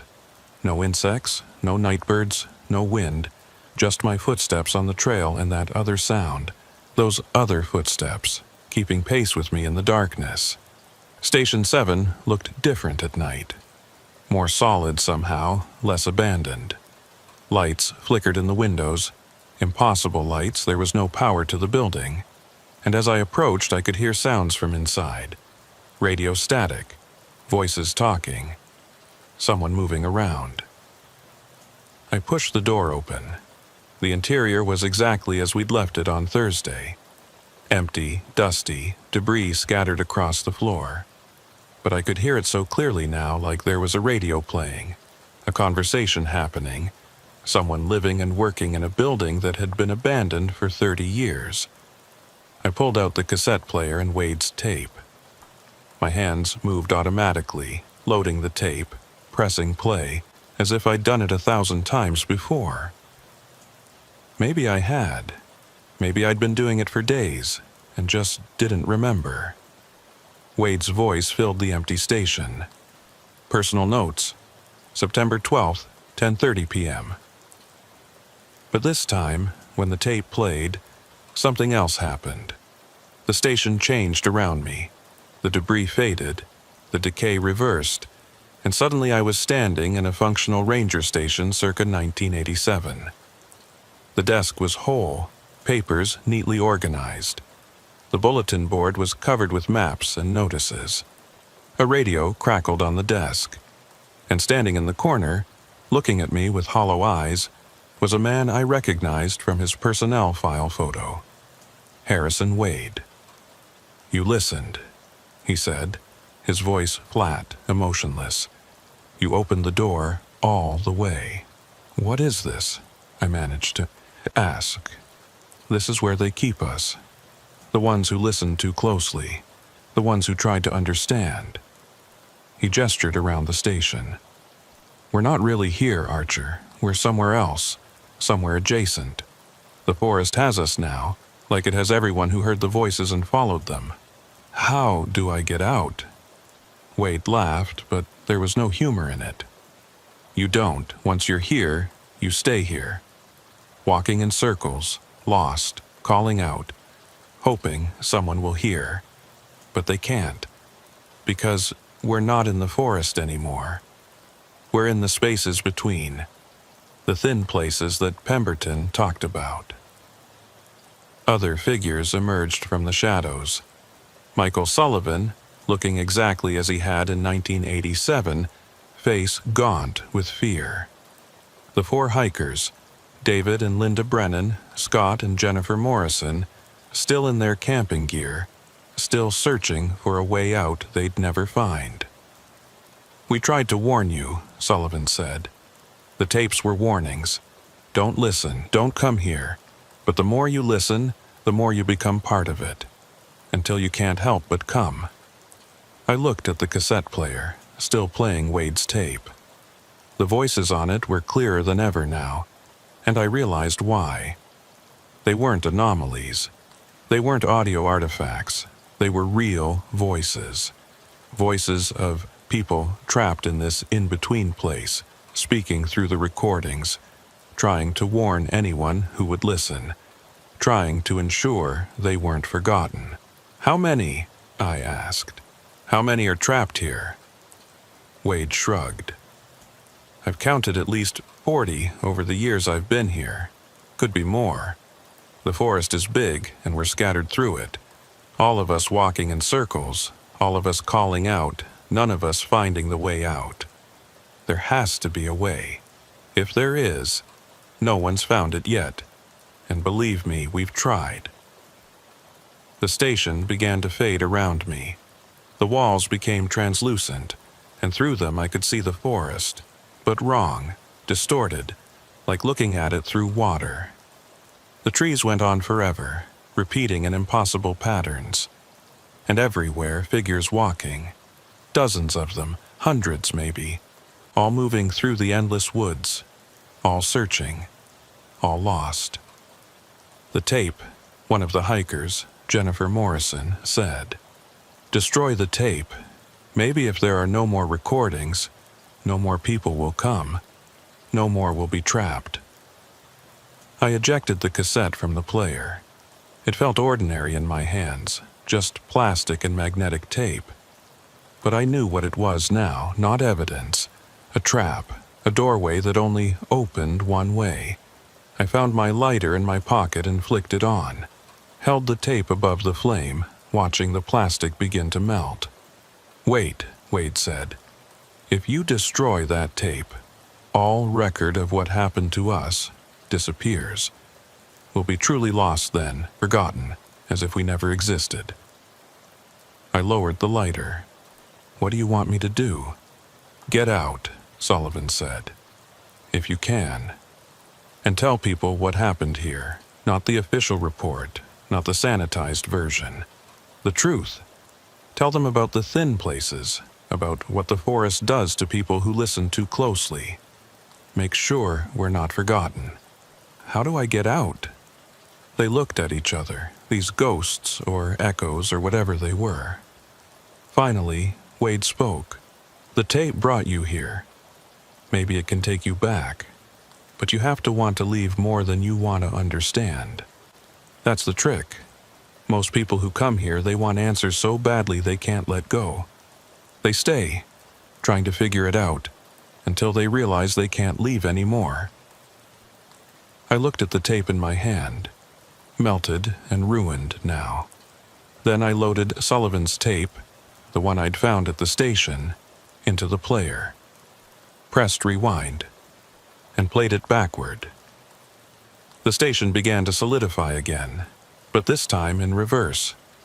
The figures faded. The forest beyond the walls became opaque, and I felt myself pulled backward, like being dragged through water, everything distorting and stretching. When I opened my eyes, I was lying on the floor of Station 7, the real Station 7, abandoned and decaying, smelling of mold and forest rot. My flashlight had rolled a few feet away, still on, illuminating dust motes in the air. The cassette player was next to me, Sullivan's tape inside, playing normally now. I ejected the tape and stood up on shaky legs. My watch said it was 3:47 a.m. I'd been in the station for 6 hours, though it had felt like only minutes. I gathered my equipment and walked out into the night. The forest was still silent, but it felt different now. Less threatening, more sad. Like it was mourning all the people it had taken, All the people still trapped in those thin places between here and there. I hiked back to my car as dawn broke over the mountains, gray light filtering through the trees. When I reached the parking lot, I checked my phone. 47 missed calls, 23 voicemails. The most recent was from my supervisor, timestamp 11 p.m. the previous night. "Archer, where are you? We need to talk. Call me as soon as you get this." I drove back to Portland in silence, not listening to the radio, not thinking about anything except the road ahead. When I got to my apartment, I found a notice taped to my door. Mandatory psychiatric evaluation ordered by my supervisor. Effective immediately. I was on administrative leave pending review. They'd been to my apartment, seen the maps and the notes and the photos. They thought I was having a breakdown. Maybe I was. I certainly couldn't explain what had happened in any way they'd believe. I went inside and looked at the chaos of my investigation. Papers everywhere, string connecting locations, printed photos of missing persons dating back a century. And in the center of it all, the 2 cassette tapes. Wade's and Sullivan's. Evidence that couldn't be explained, proof that couldn't be verified, truth that would never be believed. I gathered all the tapes, Wade's, Sullivan's, and the others I'd copied from the archives, and put them in a metal lockbox. Then I wrote a report, the most detailed and thorough report of my career, documenting everything I'd found, everything I'd experienced, everything I'd learned about the thin places in the Bull Run forest. I knew the report would be buried, just like Wade's had been. I knew they'd dismiss it as the delusions of an agent who'd been working too hard, who'd gotten too obsessed with a cold case, who'd lost perspective. But I wrote it anyway because Wade had asked me to, because Sullivan had asked me to, because 40 people or more were still trapped in that forest, walking in circles, calling out, hoping someone would remember they existed. The psychiatric evaluation took 3 weeks. I was diagnosed with severe stress and possible dissociative episodes, prescribed medication and mandatory counseling. Relieved of field duty and reassigned to desk work, case review, nothing that would require me to investigate active crimes. They were gentle about it, professional. Nobody accused me of anything. They just made it clear that my days as an investigator were over. I'd seen too much, gone too deep, lost the objectivity required for the work. Maybe they were right. 6 months later, I submitted my resignation. 24 years old, fully vested in my pension. They accepted it without question, probably relieved to be rid of an agent who'd become a liability. I moved out of Portland, out of Oregon entirely, bought a small house in rural Montana, far from any forests, far from any thin places where the boundaries might be weak. I don't listen to cassette tapes anymore. Don't investigate cold cases. Don't think too hard about what might be waiting in the spaces between things. But sometimes, late at night when the house is quiet, I hear them. Footsteps outside my window. Whispers in empty rooms, my name being called from somewhere far away. And I know they're still there, still trapped, still walking in circles through an impossible forest, waiting for someone to find them.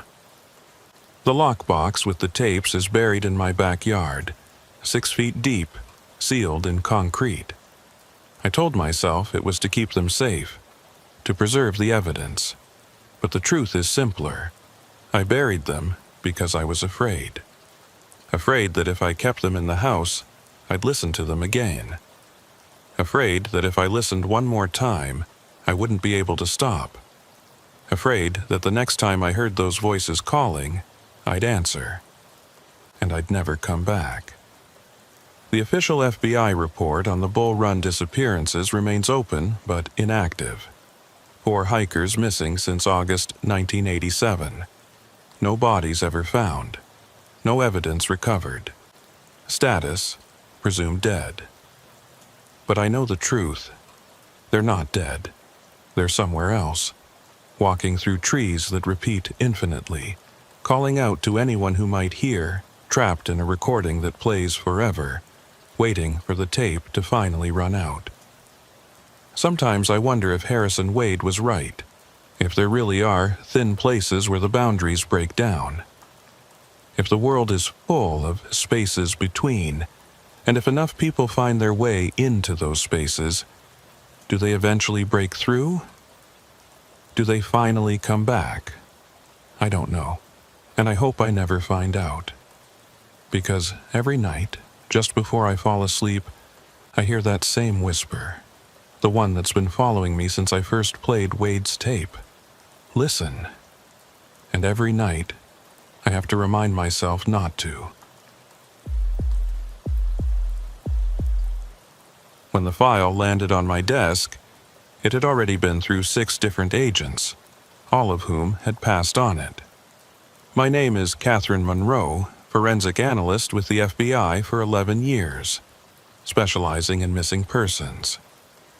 I don't usually work cold cases this old, but my supervisor thought I might see something the others had missed. The file was labeled Case File 87 NWW Silent in faded typewriter ink. March 1987. Inside was an incident report from Forest Service pilot Gordon Walsh, dated March 17, 1987. During routine aerial survey of Tillamook State Forest, observed unmapped settlement at coordinates 45.7234 degree N, 123.4521 WW. Approximately 15 to 20 structures appeared inhabited. No roads visible. Location not marked on any maps. A grainy aerial photograph showed buildings in a clearing, arranged in a rough circle. Ground team report from March 19th. No settlement found, no structures. Old growth forest, undisturbed. But Walsh kept taking photographs. April, May, different dates. All showed the settlement. Yet, every ground team found only forest. The last document in the file was a memo from an FBI agent named Robert Keating, dated June 3, 1987. Have reviewed Forest Service reports regarding alleged settlement at coordinates 45.7234 degree N, 123.4521 WW. Aerial photographs appear authentic, but ground verification has repeatedly failed to locate any structures or evidence of habitation. Recommend psychological evaluation of Pilot Walsh and closure of case. No evidence of criminal activity. Likely explanation: photographic anomaly combined with navigational error. Case closed. Except it hadn't been closed. Not really. Someone had kept adding to the file over the years. Newspaper clippings about missing persons in the Tillamook area. Anonymous letters claiming knowledge of a hidden settlement in the Coast Range. And, most recently, a note from a retired Forest Service employee named Margaret Chen, dated October 2018. I worked the Tillamook district in the 80s. I remember the Walsh incident. We all thought he was seeing things, but I saw those photographs. They were real. The settlement was real. Something was there. But every time we sent people to look, they found nothing. Or they said they found nothing. I'm old now, and I don't have long. Someone needs to know the truth. Gordon Walsh wasn't crazy. There was something there. And I think it's still there. Chen had died 2 weeks after sending that note. Natural causes, according to the death certificate. She was 83. It took 3 days to track down the originals at the National Archives in Seattle. The archivist, David Brenner, warned me, "That collection has issues, storage damage, and people report seeing different things in the same photographs." In the climate-controlled viewing room, I examined Walsh's aerial photos. March 17th showed the settlement clearly. 20 structures in a circle, smoke from chimneys, vehicles, small figures that might be people. The May photograph was hazier.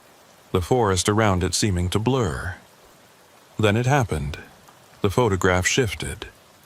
For a second, the settlement disappeared. Just forest. Then flickered back, solid again. I stood, walked to the window, told myself I'd been staring too closely, but I knew what I'd seen.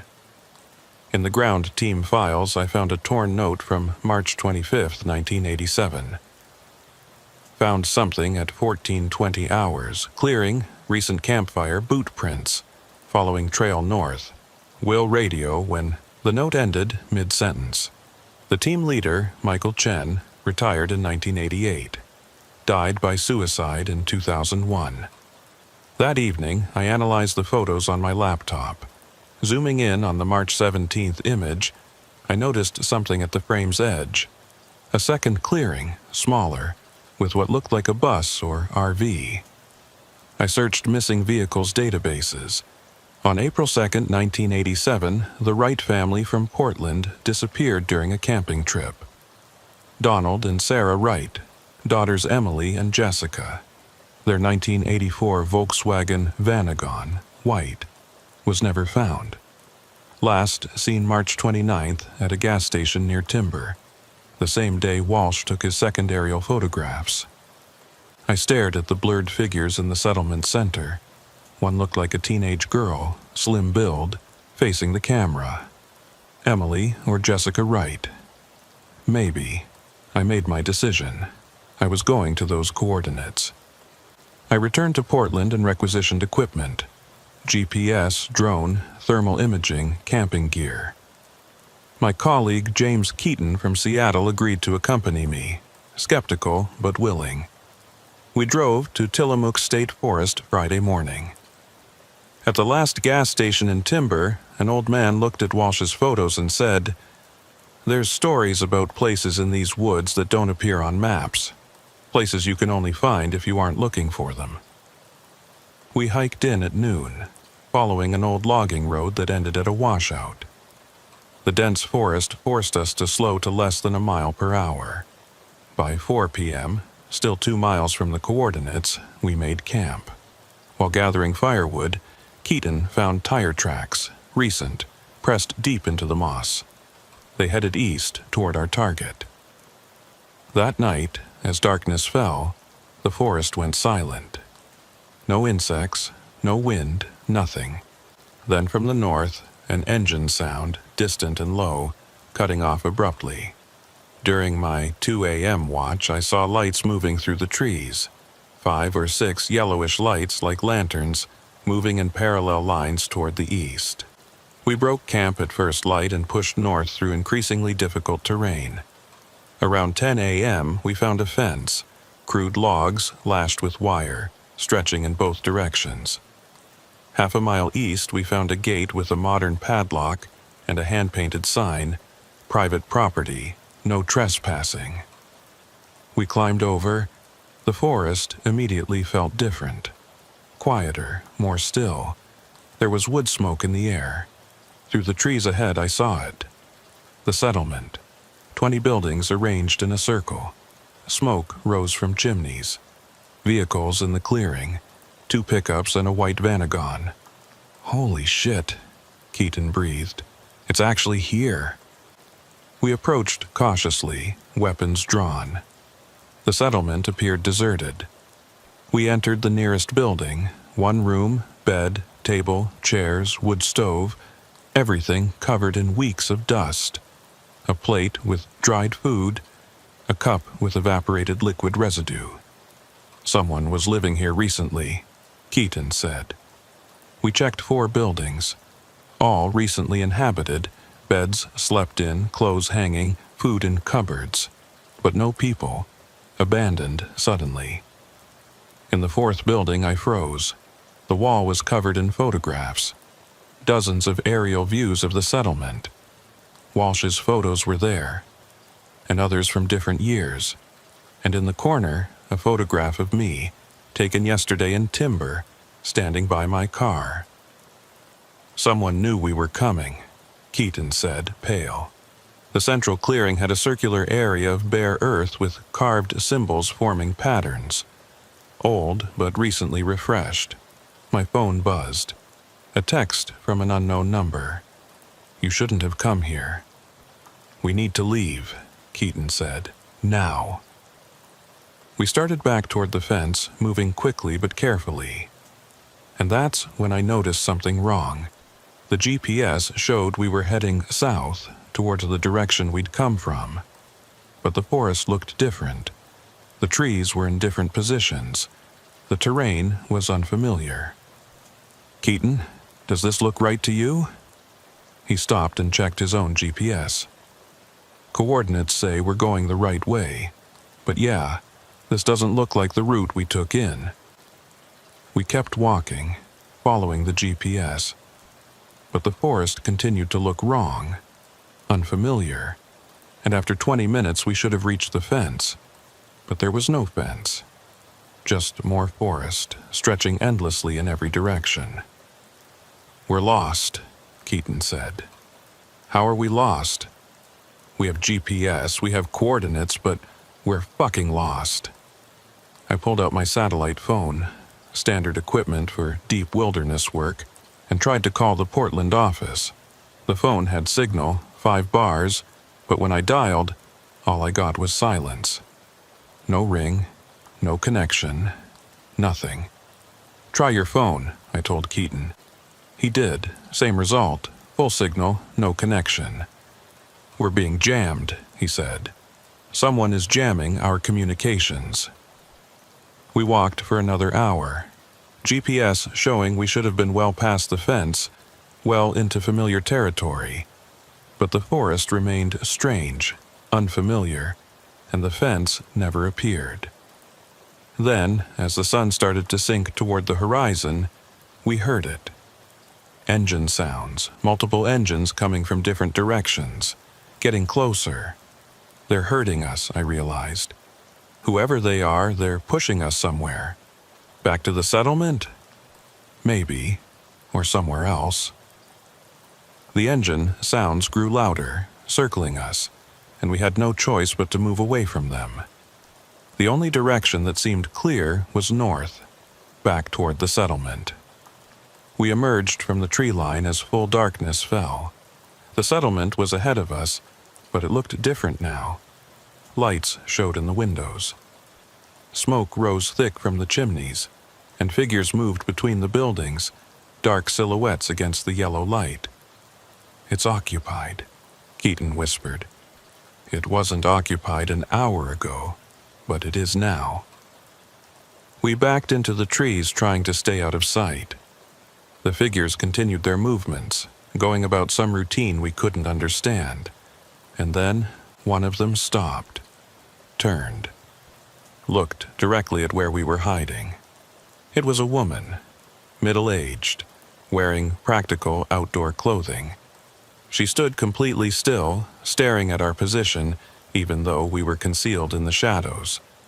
Then she smiled and raised one hand, beckoning. "Run," Keaton said. We ran. We crashed through the forest, abandoning any attempt at stealth. Behind us, the engine sounds started up again, but this time they weren't circling. They were pursuing. Headlights flickered through the trees, multiple sets, crisscrossing beams that swept the darkness looking for us. "The GPS," I gasped as we ran. "Check the GPS." Keaton pulled his unit from his belt, nearly dropping it. "Still showing coordinates. We should be—" He stopped running, staring at the screen. "That's not possible." "What?" "According to this, we're right back at the settlement. But we've been running south for 10 minutes. We should be half a mile away." I checked my own GPS. Same reading. Coordinates 45.7234 degrés N 123 WW. The exact center of the settlement. But we weren't at the settlement. We were in deep forest, trees on all sides, no buildings visible.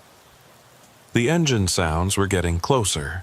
I could see headlights through the trees now, 2 sets, converging on our position from different angles. "This way," Keaton said, choosing a direction at random. We ran again, pushing through underbrush, dodging trees in the darkness.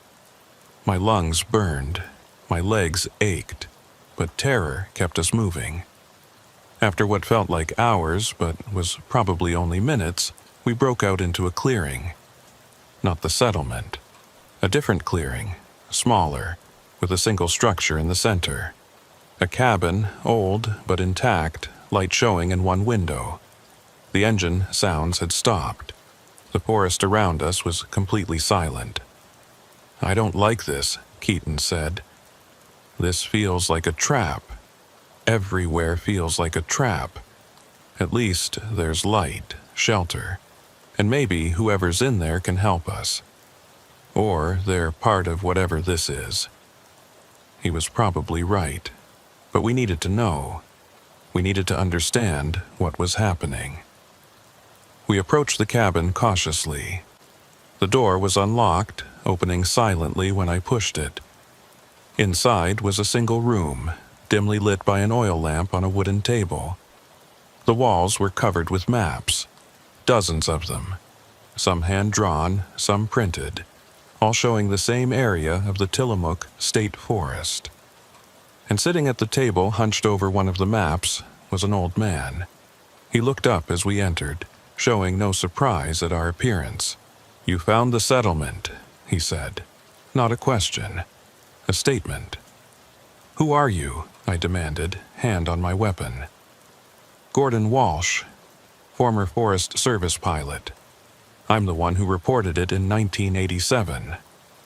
I stared at him. Walsh was supposed to be in his 80s now if he was still alive.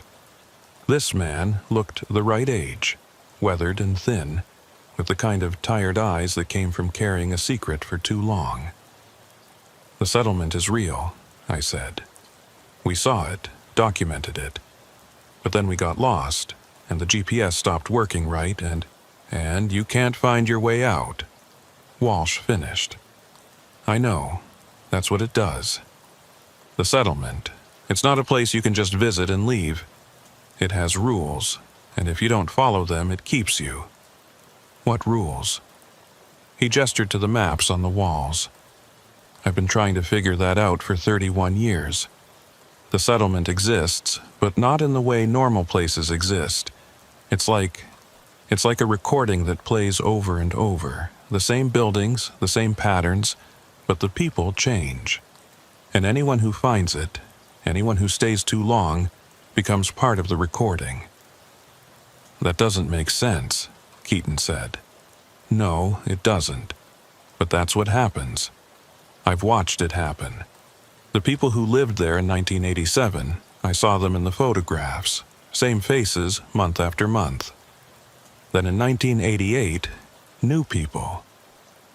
Different faces, but the same settlement. And they all seemed happy at first, content, like they'd found what they were looking for. But after a while..." He trailed off, staring at one of the maps. "After a while, what?" "After a while, they realized they couldn't leave, and by then it was too late." I sat down at the table, my mind racing. The Wright family. Donald and Sarah Wright, their daughters Emily and Jessica. They disappeared in March 1987. "Did you see them?" Walsh nodded slowly. "I saw them. Took photographs of their van in the settlement. But when ground teams went looking, they couldn't find anything. I thought maybe the family had moved on, driven out. But then I went back to the area myself, hiked in like you did, and I found the settlement. It was real, solid, actually there, and I saw them, the Wrights, living in one of the cabins. The girls were playing in the clearing." "Did you talk to them?" "I tried, but they couldn't see me or wouldn't. It was like I wasn't there. I walked right up to them, called their names, but they looked right through me." He paused, his voice dropping. "Then I tried to leave, and that's when I realized I was trapped. The forest just looped. Every direction I walked led back to the settlement. The GPS showed I was moving, but I always ended up in the same place. How did you get out? I didn't, not really. I'm still here. This cabin, this clearing, it's part of the loop too. I just exist in a different part of it than the settlement. I can move between the two, but I can't leave the area entirely. I've tried. For 31 years, I've tried. Keaton and I exchanged a glance. This man was either telling the truth, or he was insane. Or both. There has to be a way out, I said. We have equipment, GPS, satellite phones. That stuff doesn't work here. Not the way it should. The settlement exists in some kind of pocket, a loop. And once you're in the loop, your technology just reflects that. Your GPS shows you moving, but you're not. Not really. You're just cycling through the same space over and over. Then how do we break the loop? Walsh stood and walked to one of the maps on the wall, running his finger along a marked trail. There might be a way. I've been studying the pattern for years. The settlement moves, not physically, but the loop itself shifts. Every few years, the boundaries change slightly, and during the shift there's a window. Maybe an hour, maybe less, when the loop is weakest. When's the next shift? Tonight. Should start around midnight. But it's dangerous. During the shift, the settlement gets unstable. Things happen that don't make sense. Time moves strangely. And the people who live here, they know when the shift is coming. They don't like it when people try to leave. The people in the settlement, who are they? Lost hikers, mostly.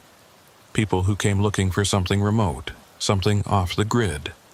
The forest gave them what they wanted, a place hidden from the world. But it was more hidden than they realized. And now they're stuck, just like me, just like you. Why don't they try to leave? Some do, but most, he shook his head. Most don't want to anymore. They've been here so long they've forgotten why they came. Forgotten that there's a world outside. To them, this is the whole world, and anyone who tries to leave, who tries to break the loop, is a threat to that. I looked at my watch, 9:47 p.m., a little over 2 hours until midnight. What do we need to do? Walsh pointed to one of the hand-drawn maps. During the shift, you'll see them, markers. Not physical markers, but places where reality is thin. They look like distortions in the air, like heat shimmer. You have to find one and walk through it. That should take you outside the loop. Should? I've never done it myself. I've watched others try, some succeed. Some... He didn't finish the sentence. Some what? Some disappear entirely. Not into the settlement, not back to the outside world. Just gone. To wherever you go when you fall through the cracks. The next 2 hours were the longest of my life. Walsh shared what food he had. Canned beans, stale bread, and told us more about the settlement. How he'd watched it change over the years. How he'd seen people arrive excited and hopeful, then watch them slowly realize they were trapped. How he'd tried to warn new arrivals, but they rarely listened until it was too late. Michael Chen, I said, remembering the torn note in the archive. The ranger who was on the second ground team, did you know him? Walsh's face darkened. He found the settlement, found me. I tried to warn him, but he didn't believe me. Thought I was just a crazy old man living in the woods. He tried to hike out, got stuck in the loop. When he finally believed me, he panicked, started running, trying to force his way out. I followed him as far as I could, but then I lost sight of him. Found his pack later, torn apart, but no sign of Chen himself. He retired in 1988. He made it out. Walsh shook his head. Something made it out, but I don't think it was Chen. Not all of him, anyway. At 11:45 p.m., Walsh led us to the edge of his clearing. It'll start soon. When you see the shimmer, head toward it. Don't stop. Don't look back. And whatever you hear, voices, engines, anything, don't respond. Just keep moving." "What about you?" I asked. "I'm too old, too tired, and I've been in the loop too long. I don't think I could leave even if I wanted to. This is my home now." He managed a weak smile. "But you two, you still have a chance. Take it." At exactly midnight, the forest changed. It was subtle at first, a flicker at the edge of vision, a sense that the trees were in slightly different positions than they had been a moment ago. Then the shimmer appeared, a distortion in the air about 50 yards away, like looking through heat waves on a hot day. "There," Walsh pointed. "Go. Now." We ran toward the shimmer. Behind us, I heard engines starting up, heard voices calling our names. But we didn't stop. The shimmer grew larger as we approached, and I could see through it, see something on the other side. Normal forest. Real forest. Outside the loop. We were almost there when I heard the voice. A woman's voice, clear and close. "Agent Monroe, wait." I slowed, turning. Keaton grabbed my arm. "Don't look back." But I'd already seen her. The woman from the settlement, the one who'd beckoned to us. She was standing between us and Walsh's cabin, and she wasn't alone. There were others with her. Dozens of people, all standing motionless, all watching us with expressions I couldn't read. "You don't have to leave," the woman said. "You can stay. We have room. We have food. It's peaceful here, safe." "Kath, come on!" Keaton was pulling me towards the shimmer. The woman took a step closer. "Out there, you'll write your report. You'll document what you found. And more people will come. More people will get trapped, but if you stay, if you help us protect this place, keep it hidden, no one else has to suffer." "She's right," I said, and Keaton looked at me in horror. "More people could get trapped if we report this. Then we don't report it. We say we found nothing, but we are leaving, Kath, now." He pulled me toward the shimmer, and I let him. But I looked back one more time at the woman and the crowd behind her, and I saw their faces clearly for the first time. They weren't angry. They were pleading. Desperate. As if they were the ones who wanted to leave but couldn't, and watching us go was torture. We hit the shimmer, and everything went white. When my vision cleared, we were standing on the old logging road, the washout visible ahead of us. My GPS showed our correct position, 5 miles from our car, outside the coordinates of the settlement. We'd made it out. We hiked back to the vehicle in stunned silence, neither of us speaking until we were safely inside with the doors locked. "What the hell was that?" Keaton finally asked. "What did we just experience?" I pulled out my camera and started reviewing the footage. The settlement was there. Buildings, vehicles, everything we'd seen. But when I got to the shots from inside the cabins, the images were wrong. The walls in the photographs showed different things than I remembered seeing. The food on the plate looked different. The clothing on the pegs wasn't the same. And the aerial footage from the drone was the strangest. It showed the settlement, but flickering, as if the camera couldn't decide whether it was looking at buildings or forest.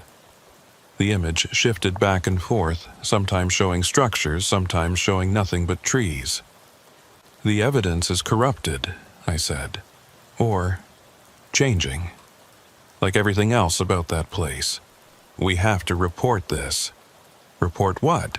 "That we found a magical settlement that exists in a loop of space-time, that we met a man who's supposedly been trapped there for 31 years. They'll think we're insane. Then we don't mention the weird parts. We just say we found an illegal settlement, took photos, recommend a full investigation with proper support." I nodded, but I was thinking about Gordon Walsh, still trapped in that cabin. About the people in the settlement living their looped existence. About Michael Chen, who'd made it out but left something of himself behind. and I was thinking about what Walsh had said. During the shift, some people disappeared entirely, not into the loop, not back outside, just gone. What if that's what happened to us? What if we didn't actually escape? What if we just shifted to a different part of the loop, one that looked like the real world? I pushed that thought away. We were out. We were safe. The GPS confirmed it. The logging road was real. Everything was real, wasn't it? I submitted my initial report 3 days later, once Keaton and I had both submitted to mandatory debriefing and psychological evaluation. The debriefing had been brutal. Hours of questions, skeptical looks, suggestions that we'd gotten lost and imagined the settlement, that stress and exhaustion had caused us to hallucinate. But we had evidence. Photographs, video, GPS logs. The Bureau couldn't simply dismiss it all. My report was clinical, careful to separate observed facts from interpretation. On date, Special Agent James Keaton and I conducted a field investigation at coordinates 45.723 for DGs N 123.4521 DGW in response to historical reports of an unmapped settlement in Tillamook State Forest. We located a group of structures matching descriptions in the 1987 Forest Service reports. The settlement appeared to be recently occupied but was empty at the time of our arrival. We documented the site with photographs and video before experiencing navigational difficulties and extracting from the area. Recommend full investigation with appropriate support and resources. Clean. Professional. Leaving out the parts about the loop, about Walsh, about reality bending in ways that shouldn't be possible. The response came 2 weeks later. My supervisor, Assistant Director Patricia Marks, called me into her office along with Keaton. "I've reviewed your report and the supporting evidence," she said, laying several folders on her desk. "And I've consulted with the Seattle office, the Forest Service, and several other agencies. We have a problem." "The settlement," I said. "The settlement doesn't exist, not officially. The coordinates you visited are federal land, designated wilderness. No permits for private structures have ever been issued for that area. No private land claims, nothing. With all due respect, ma'am, we saw it.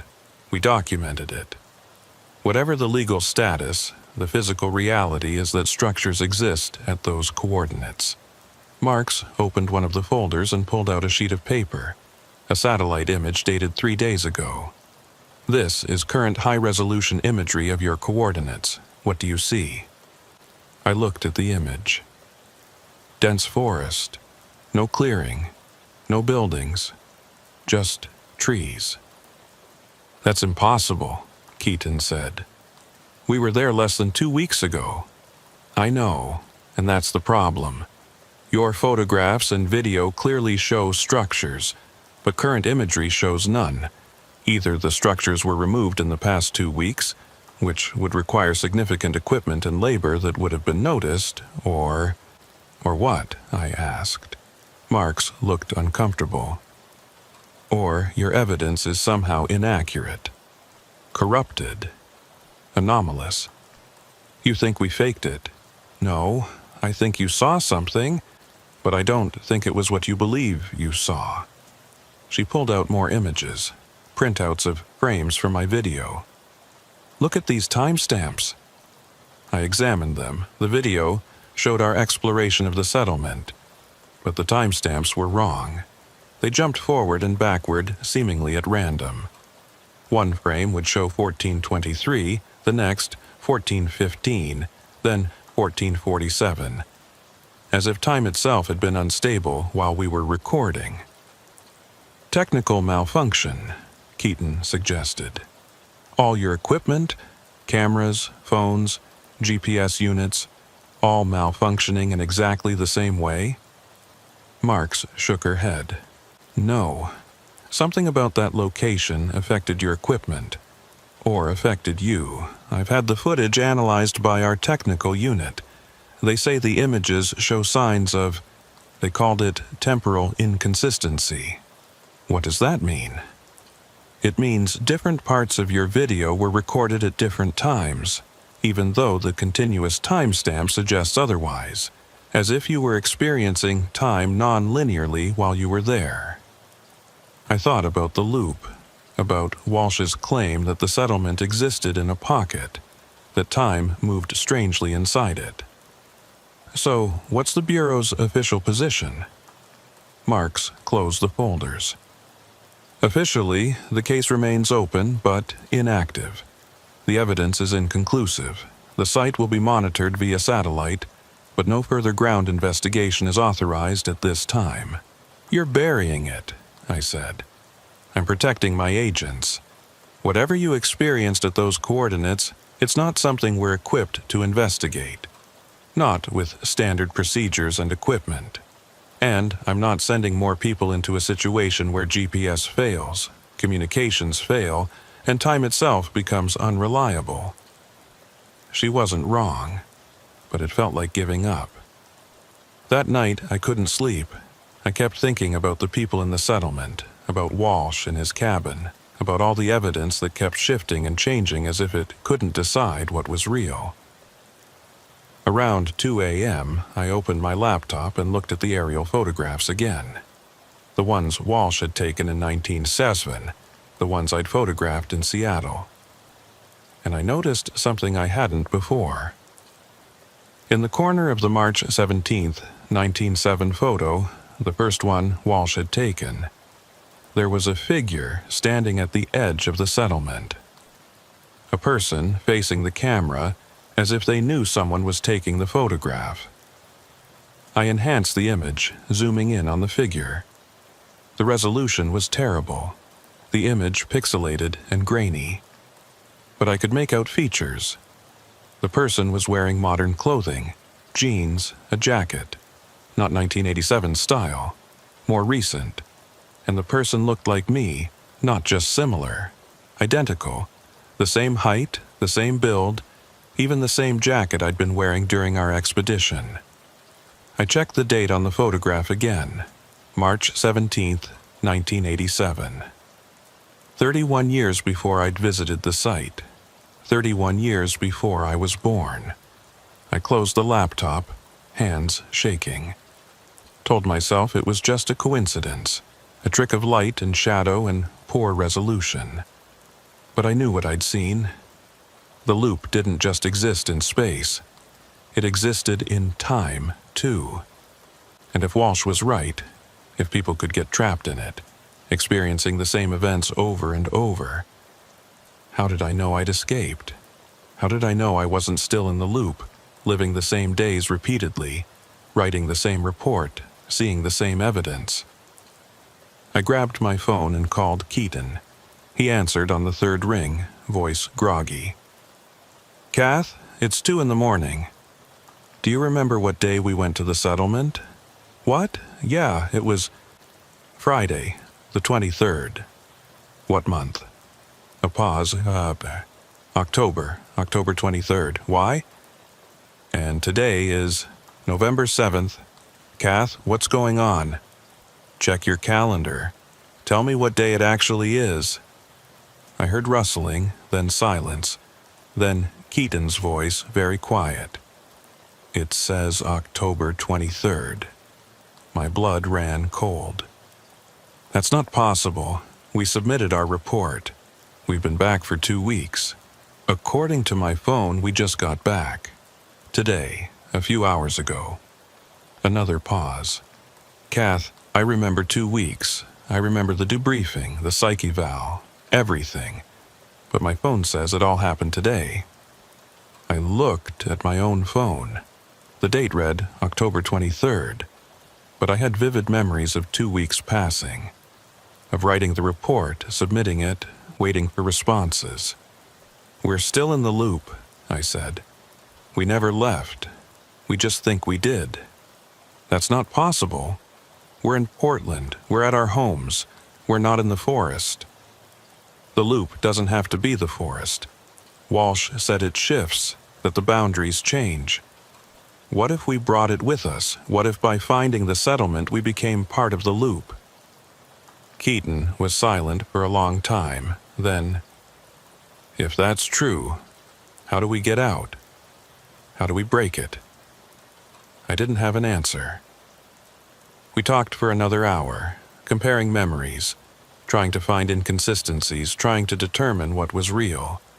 But everything seemed real. Portland was real.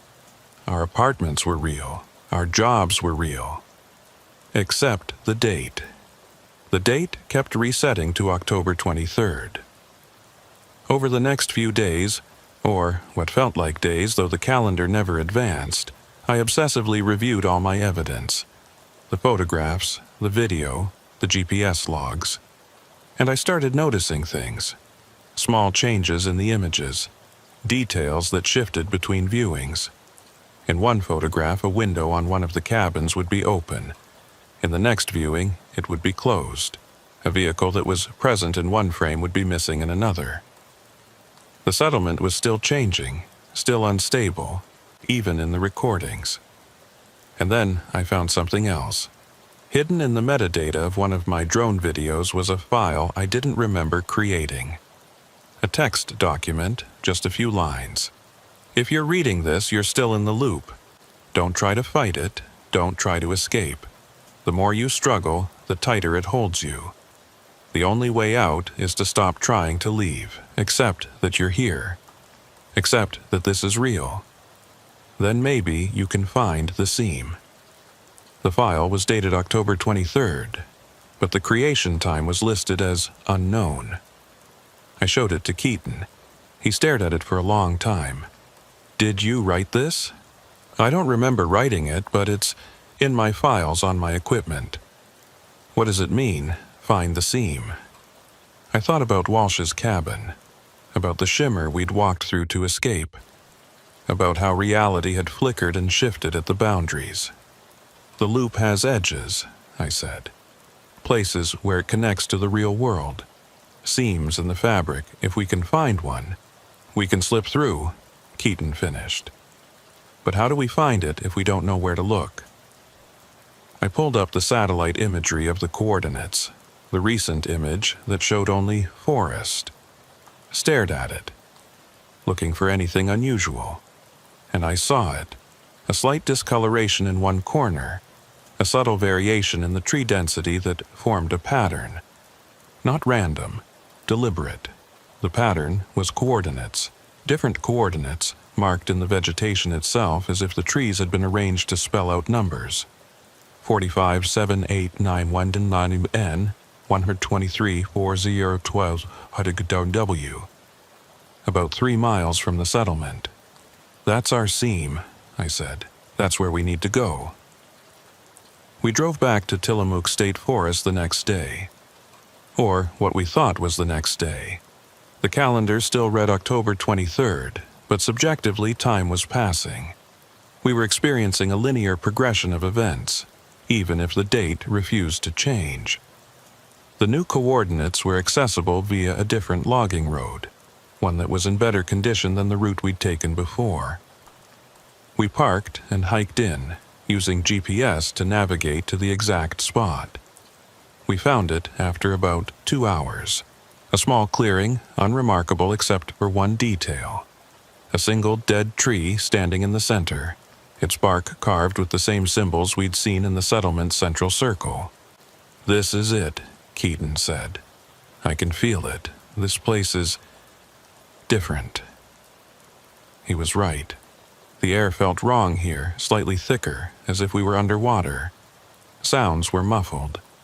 And at the edges of vision, I could see that shimmer again, that distortion in reality. What do we do? I asked. The note said to stop trying to leave, to accept we're here. Keaton looked at the dead tree, at the symbols carved into it. Maybe that's the key. We stop fighting the loop. We accept it, and then... He reached out and placed his palm on the tree trunk, on one of the symbols. The air around us rippled. The shimmer grew stronger, spreading out from the tree like waves in water. I put my hand next to his, touching a different symbol. The world lurched sideways. And then we were somewhere else. Not the forest, not Portland. Somewhere between. A gray space, featureless and infinite, where the normal rules of distance and direction didn't apply. And standing in that space, I could see them. All of them. Gordon Walsh, looking younger than he should. Michael Chen, still in his Ranger uniform from 1987. The Wright family, parents and daughters standing together. And dozens of others, scattered across the gray infinity, all existing in the gaps between moments. "You found the seam," Walsh said, his voice echoing from everywhere at once. "Not many do. How do we get out?" I asked. "How do we get back to the real world?" "You are in the real world. This is part of it. The part that exists between the parts. Some of us are stuck here. Others, like you, are just passing through. Whether you stay or go depends on what you believe is real. I believe Portland is real. I believe my life is real. Then go back to it. But understand, you've been changed by this place. You've seen what exists between. You can't unsee it, and it will follow you in small ways. Dates that don't make sense. Time that flows strangely. Moments where you are not quite sure what's real. I can live with that, I said. As long as I can live. Walsh nodded. Then go. The seam works both ways. But Agent Monroe, don't come back. Don't try to investigate further. Some things are better left mysterious. I looked at Keaton. He nodded. Together, we turned away from the gray space, away from the trapped people, and walked toward what felt like the direction we'd come from. The world snapped back into place with a jarring suddenness. We were standing by the dead tree, hands still pressed against the symbols. But something was different. The air felt normal, the shimmer was gone. And when I checked my phone, the date had changed. November 7th. 2 weeks had passed in an instant. Or we'd finally broken free of the loop that kept resetting us to October 23rd. Or both. I wasn't sure anymore what was real and what wasn't. We hiked back to the car without speaking. Drove back to Portland in silence. And that night, I wrote my final report. The real one. The one that included everything. The loop, Walsh, the gray space between, all of it. I knew the Bureau would bury it. Would label it the work of an agent who'd been in the field too long. Who'd seen too much strangeness. But I wrote it anyway because Walsh had asked me to document the truth, and because the people trapped in that loop deserved to be remembered. I ended the report with a recommendation. Designate coordinates 45.7234 degree N, 123.4521 degree W as a no investigation zone. Mark it restricted. Don't send anyone else there. Let the settlement exist in its loop. Let the trapped people remain trapped, because the alternative, trying to extract them, would only trap more people. The Bureau never responded to my report. It simply disappeared into the classified archives, marked with a code I didn't recognize. 3 months later, I transferred to the Quantico training facility. Requested reassignment away from field investigations, away from cold cases, away from anything that might take me back to the forests of Oregon. Keaton did the same, transferring to white-collar crime in Phoenix. We don't talk about what happened. We don't compare notes or try to reconcile our memories. We both know that the more we think about it, the more unstable our own reality becomes. But sometimes, late at night, I open my GPS app on my phone and check those coordinates. 457234 degree N, 123 hours 4521 dig do W. The satellite imagery always shows the same thing. Dense forest, no clearing, no structures. Except once.